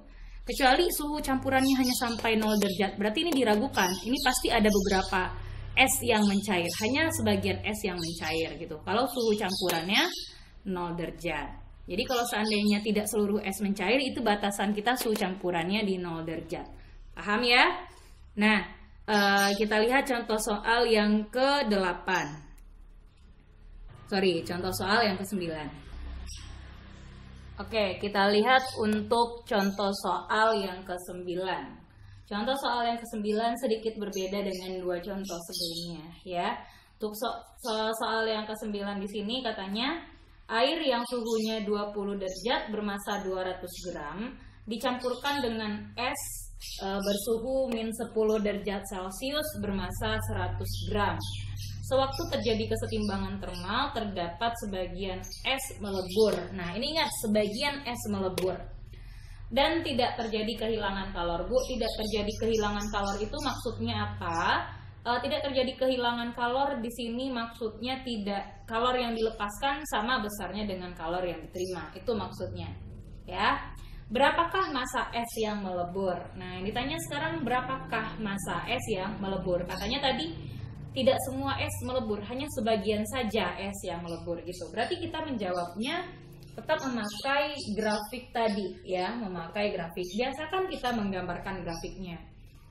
Nah, sekarang ada es. Es suhunya min 10 derajat. Oke. Berarti kita punya es mula-mula suhunya 10 derajat. Oke. Min 10 ya, suhu esnya min 10 derajat. Berarti ini es suhunya min 10. Kalau kita gambarkan di sini ini es. Wujudnya itu es baru min 10. Oh, min 10 dia di bawah 0. Kalau mendatar itu 0 ya. Oke, kita gambarkan lagi. Berarti di sini ada es suhunya min 10. Berarti kita gambarkannya dari sini. Kalau ini titik 0, berarti esnya itu di sini. Ya. S-nya itu di sini. Ini yang min 10 derajat, itu yang wujudnya S. Oke, itu yang wujudnya S. Ya.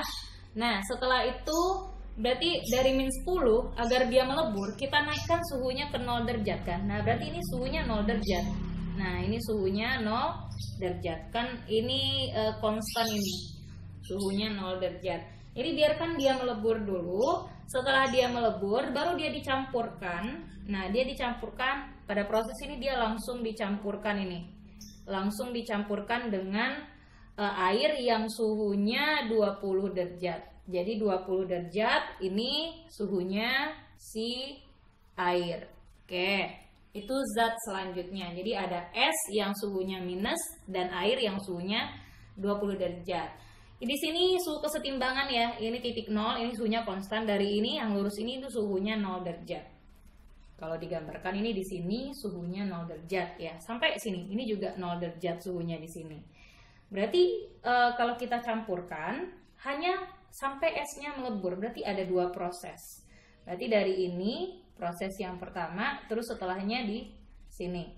Berarti suhu campurannya itu di sini. Nah, di sini suhu campurannya. Ya, nah yang di sini pun ini ke sini.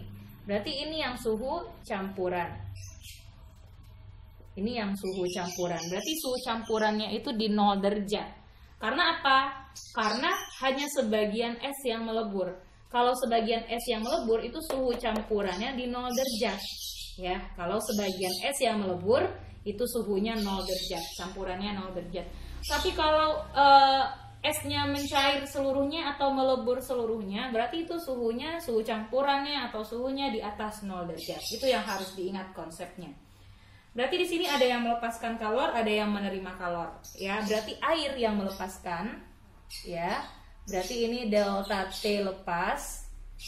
Lalu yang menerima di sini adalah si S, ya. Yang menerima di sini adalah S. Oke, berarti di sini itu yang delta T saat dia menerima. Oke, paham ya? Nah, sekarang kita lihat ke persamaan azaz-Black-nya. Untuk persamaan azaz-Black tentu kita pakai yang kalor yang dilepas sama dengan kalor yang diterima. Oke, berarti kita lanjut ke masukkan ke persamaannya ke kalor lepas sama dengan kalor yang diterima. Itu azaz-Black-nya ya. Nah, berarti di sini untuk yang melepas di sini ada air dan es. Berarti yang melepaskan di sini air karena air suhunya 20 derajat sedangkan es suhunya min 10 derajat. Berarti air yang melepaskan kalor. Nah, maka untuk kalor yang dia butuhkan selama dia melepaskan kalor, berarti di situ M air ya, air yang melepas, berarti M air dikali kalor jenis air dikali delta T saat dia melepas. Itu besarnya akan sama dengan S di sini S ya, S yang menerima kalor, berarti masanya di sini masa S. Karena S punya dua proses dari min 10 ke 0 derajat, berarti dari min 10 ke 0 itu dia perlu kalor untuk mengubah suhu dulu. Berarti masa S dikali kalor jenis S, karena dari min 10 ke 0 wujudnya masih dalam bentuk S, maka kalor jenis yang kita pakai di sini kalor jenis S. Nah, oke, berarti di sini kalor jenisnya masih kalor jenis S. Dikali delta T. Delta T-nya saat dia menerima ditambahkan dengan dari 0 derajat itu dia dibiarkan dulu melebur ya, dibiarkan dulu dia melebur, berarti selama 0 derajat inilah dia melebur. Nah, kata kuncinya di soal di sana katanya hanya sebagian S saja yang melebur.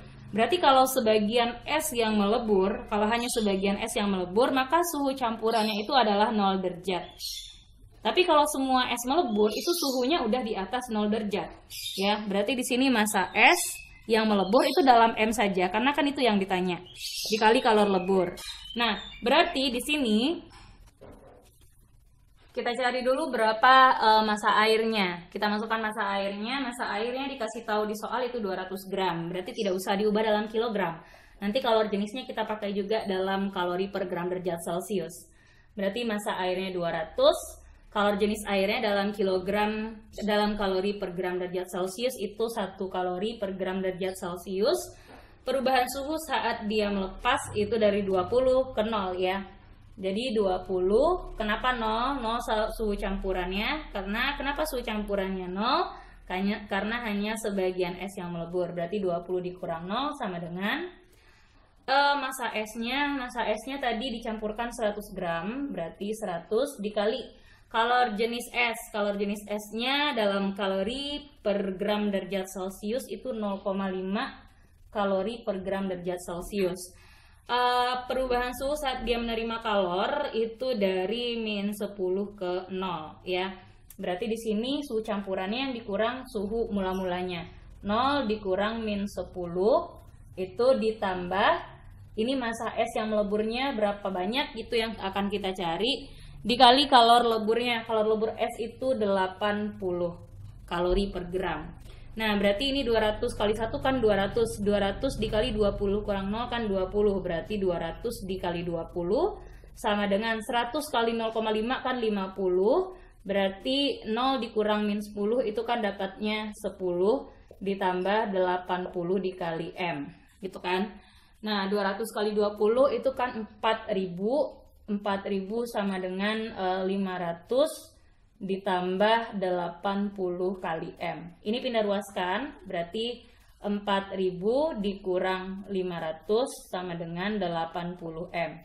Berarti di sini 3500 sama dengan 80 M. Berarti M sama dengan 3500 dibagi 80 ya. 3500 dibagi 80 itu dapatnya sebesar 43,75. Jadi 4,75 dalam satuan gram. Karena dari awal kita pakai satuannya dalam gram ya. Nah, berarti sebanyak itulah es yang melebur. Dari 100 gram es yang dimasukkan, yang melebur hanya 43,73 gram. Berarti yang tersisa berapa? Dikurang aja kan, es yang masih dalam bentuk es yang tidak melebur itu 100 dikurang 43,73. Itu kalau seandainya ditanya berapa masa es yang tersisanya. Oke, kira-kira itu bentuk variasi soal dari azas Black. Jadi sudah 3 variasi soal tentang azas Black. Sekarang kita masuk ke bagian perpindahan kalor. Kita lihat untuk bahasan selanjutnya yaitu tentang perpindahan kalor. Nah, untuk perpindahan kalor, jadi kalor ini dia bisa berpindah ya. Jadi ada beberapa jenis perpindahan kalor. Ada yang dinamakan dengan perpindahan kalor secara konduksi atau rambatan. Ada perpindahan kalor secara konveksi atau hantaran. Dan ada perpindahan kalor secara radiasi atau pancaran. Nah, untuk perpindahan kalor secara konduksi, itu contohnya ketika kita memanasi ujung besi.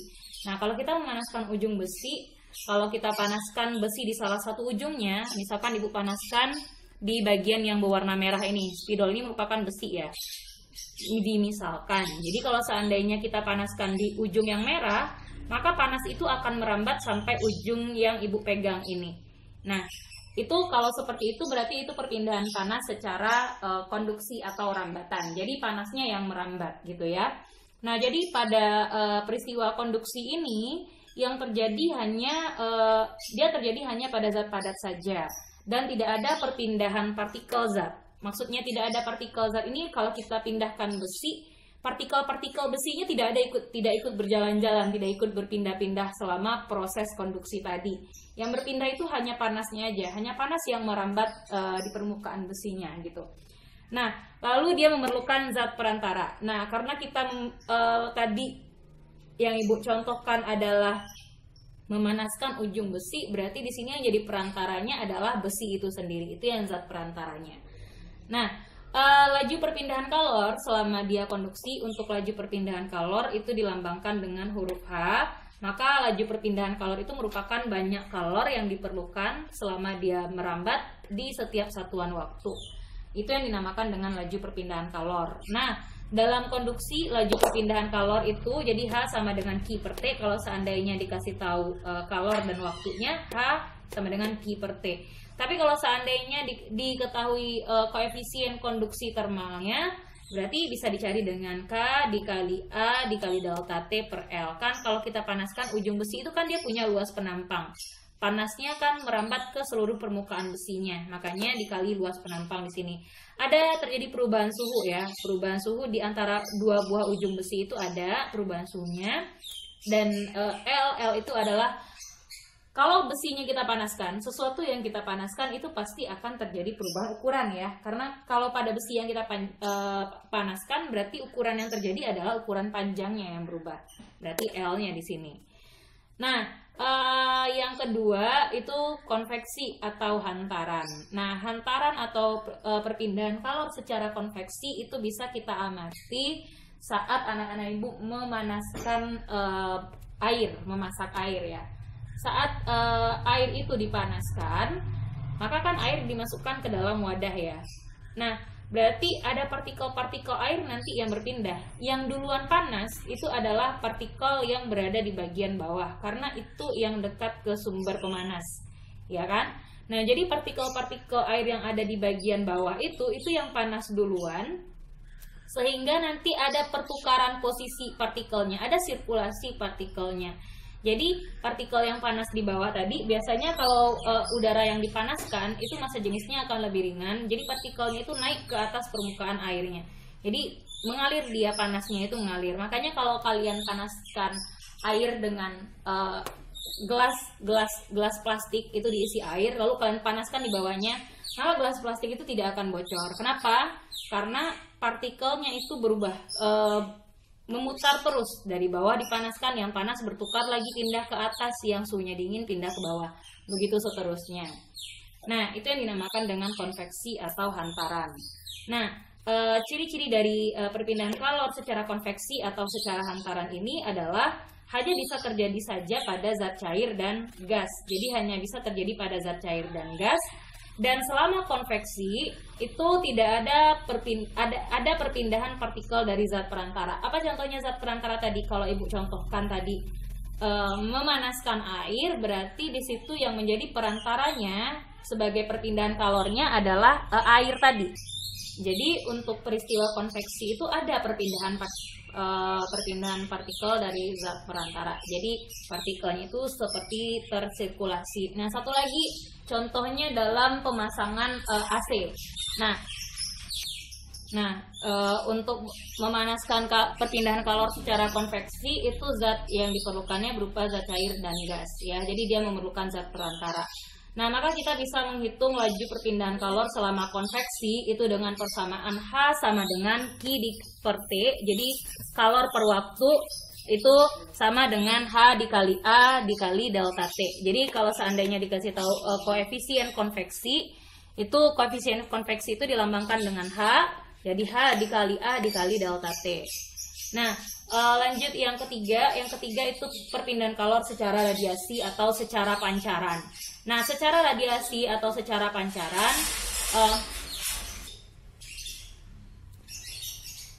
jadi kalau yang namanya radiasi atau pancaran itu merupakan perpindahan kalor yang terjadi pada gelombang elektromagnetik. Jadi hanya bisa terjadi pada gelombang elektromagnetik. Apa contohnya gelombang elektromagnetik? Cahaya. Cahaya itu merupakan salah satu dari gelombang elektromagnetik. Lalu infrared. Infrared juga salah satu dari gelombang elektromagnetik. Dan ada lagi beberapa gelombang, ya, ada sinar gamma, ada sinar beta, itu merupakan salah satu gelombang elektromagnetik. Nanti di kelas 12 kalian akan lanjut belajar tentang ini lagi. Nah, perpindahan kalor secara radiasi ini tidak memerlukan zat perantara, ya, tidak memerlukan zat perantara. Apa contohnya? Kalau seandainya kita menjemurkan pakaian menjemurkan pakaian di bawah panas, di bawah terik matahari, itu mataharinya kan tidak perlu lagi perantara untuk dia merambat, dia langsung merambat ke si baju kita yang lagi pakaian kita yang lagi kita jemurkan tadi gitu. Nah, untuk menentukan laju radiasi pada pancaran, laju radiasi pada perpindahan kalor secara radiasi ini ditentukan dengan Q per T, itu besarnya sama dengan E dikali tau, ya, ini tetapan dari Stefan Boltzmann, dikali A dikali dengan T pangkat 4. T pangkat 4 ini suhu mutlak dalam satuan Kelvin. Ya. Nah, ini contohnya untuk radiasi mungkin tidak terlalu diperdalam karena di kelas 12 kalian akan lanjutkan lagi belajar tentang gelombang elektromagnetik. Kita lihat sekarang ke contoh soalnya. Jadi ini tadi keterangan dari persamaannya. Yang H itu laju perpindahan kalor dalam satuan joule per sekon, Q itu kalor yang diperlukan, T itu waktu dalam sekon, K itu koefisien konduktivitas termal, kalau H itu koefisien konveksi termal, sedangkan A itu luas penampang, delta T itu perubahan suhu dalam satuan derajat Celcius. Jadi untuk konveksi dan konduksi itu suhunya dalam satuan derajat Celcius, ya. Lalu ada E itu emisivitas bahan. Ini untuk gelombang elektromagnetik yang untuk radiasi tadi. Untuk emisivitas bahan ini tergantung dari bahannya apa. Kalau bahannya benda hitam, kalau dia benda hitam sempurna, itu emisivitas bahannya sama dengan 1. Tapi kalau dia emisivitas bahan, kalau dia benda hitam itu dia menyerap kalor dengan sempurna. Jadi E-nya sama dengan 1. Tapi kalau dia benda selain hitam, anggaplah benda putih, dia tidak menyerap kalor dengan sempurna. Nah, berarti itu emisivitasnya sama dengan 0. Lalu ada di sini tau ini konstanta Stefan Boltzmann. Jadi tolong ditambahkan konstanta Stefan Boltzmann yang nilainya 5,67 kali 10 pangkat min 8. Lalu pada radiasi itu ada pancaran. Pancaran itu suhunya dalam suhu mutlak, ya, dalam radiasi atau pancaran suhunya itu dalam suhu mutlak, yaitu suhu yang punya satuan Kelvin, ya. Jadi tolong diperhatikan lagi. Kita lanjut ke contoh soal. Untuk radiasi mungkin itu akan lebih lanjut dipelajari di kelas 12. Oke, kita lihat contoh soal kita yang ke-10. Untuk contoh soal kita yang ke-10 ini tentang perpindahan kalor, ya, untuk perpindahan kalor. Jadi di sini ada 2 buah batang penghantar yang panjang dan luasnya sama. Jadi di sini ada penghantar A dan penghantar B. Mula-mula dia terpisah. Jadi kan kalau dia merupakan batang penghantar, itu kalau dia ingin disambungkan kan harus dipanaskan dulu, ya. Harus dipanaskan dulu. Jadi di kedua ujungnya di sini ini dipanaskan di sini di ujung A ini dengan suhu 100 derajat Celcius. Maka di ujung B terukur suhunya adalah 25 derajat Celcius. Katanya di sini panjang dari penghantar A dan B dia punya panjang dan luas yang sama. Berarti dari sini bisa diketahui di situ panjang A dan B-nya sama. Berarti luas penghantarnya juga sama. Oke. Luas penghantarnya sama, berarti luas penghantar A-nya sama dengan luas penghantar B-nya. Panjang penghantar A-nya juga sama dengan panjang penghantar B-nya. Nah, jika koefisien konduksi termal B adalah 2 kali dari koefisien konduksi termal A, koefisien konduksi termal berarti itu lambangnya adalah K tadi, ya. Berarti koefisien konduksi termal B sama dengan 2 kali dari koefisien konduksi termal dari penghantar A. Berapakah suhu sambungannya? Nah, suhu di persambungannya ini berapa? Berarti yang ditanya berapakah suhu sambungannya? Suhu sambungan itu kita misalkan saja dengan TS, suhu sambungan gitu, ya. Jadi yang namanya suhu sambungan itu di bagian persambungan ini. Nah, kalau mengerjakan soal seperti ini caranya bagaimana? Ini sama hukumnya dengan azas Black, sama dengan azas Black ya. Nah, berarti di sini ada yang sebagian yang melepaskan kalor dan ada yang menerima kalor. Jadi hampir sama juga dengan azas Black gitu kan, ada dua benda yang dicampurkan. Nah, berarti di sini ada delta T untuk ini batang A. Di sini ini yang dinamakan dengan delta T untuk batang B. Gitu. Nah, yang di bagian tengah-tengah ini, itu yang dinamakan dengan suhu sambungan. Ya, jadi posisi yang di tengah ini itu yang dinamakan dengan suhu sambungan. Nah, sekarang kita kerjakan soalnya. Oke, untuk mengerjakan soal ini, kalau kita menyambungkan dua buah penghantar, artinya laju kalor yang diterima oleh dua penghantar itu besarnya sama, ya, besarnya sama. Itu kan ini peristiwanya peristiwa konduksi ya. Jadi laju kalor yang diterima oleh kedua penghantar ini adalah sama. Maka kita bisa rumuskan, kita bisa jawab soalnya. Laju perpindahan panas dari penghantar A-nya besarnya sama dengan laju perpindahan panas dari penghantar B-nya. Karena dia berpindah secara konduksi, dia terjadi pada batang, maka kita pakai persamaan konduksi. Nah, persamaan konduksi batang A berarti H itu kan tadi K dikali A dikali delta T per L. Nah, Bu, kenapa tidak pakai yang Q per T? Kan bukan kalornya yang dikasih tahu di sini. Yang dikasih tahu data yang kita punya di sini penampang A, luas penampang A dan B, panjang A dan B, lalu koefisien konduksi. Berarti kita pakai persamaan ini. Karena ini laju kalor pada penghantar A, berarti ini K-nya KA, A-nya AA, delta TA dan LA, gitu ya. Sama dengan, berarti ini K-nya KB, AB, lalu delta T dari penghantar B per di sini L-nya LB. Panjang ini panjang dia mula-mula berapa? Oke. Nah, karena di sini luas penghantar A dan B-nya sama, berarti luas penampang A dan B sama. Lalu dia punya panjang penghantarnya juga sama. Kalau tidak sama gimana, Bu? Ya, masukkan berapa nilainya. Ya, KA-nya di sini tidak dikasih tahu, berarti dalam bentuk KA saja. Delta TA berarti di sini suhu sambungan, 100 dikurang suhu sambungan ya. 100 dikurang suhu sambungan. Ini sama konsepnya dengan azas Black sebenarnya untuk mencari suhu campurannya. Berarti KB-nya kan 2 kali KA, berarti 2 kali KA dikali delta TB. Delta TB kan yang tinggi suhu sambungan ya. Suhu sambungan dikurang 25. Berarti di sini suhu sambungan kurang 25. Oke, berarti di kiri ada KA, di kanan ada KA, kita boleh sederhanakan KA-nya. Berarti kita kalikan ini 100 dikurang suhu sambungan sama dengan 2 kali suhu sambungan, 2 kali min 25 itu min 50. Oke, berarti di sini 100 dikurang 50 sama dengan 2 dikali suhu sambungan. Suhu sambungannya pindah ruas, ini tambah jadinya ya. Ini min jadinya plus di sini.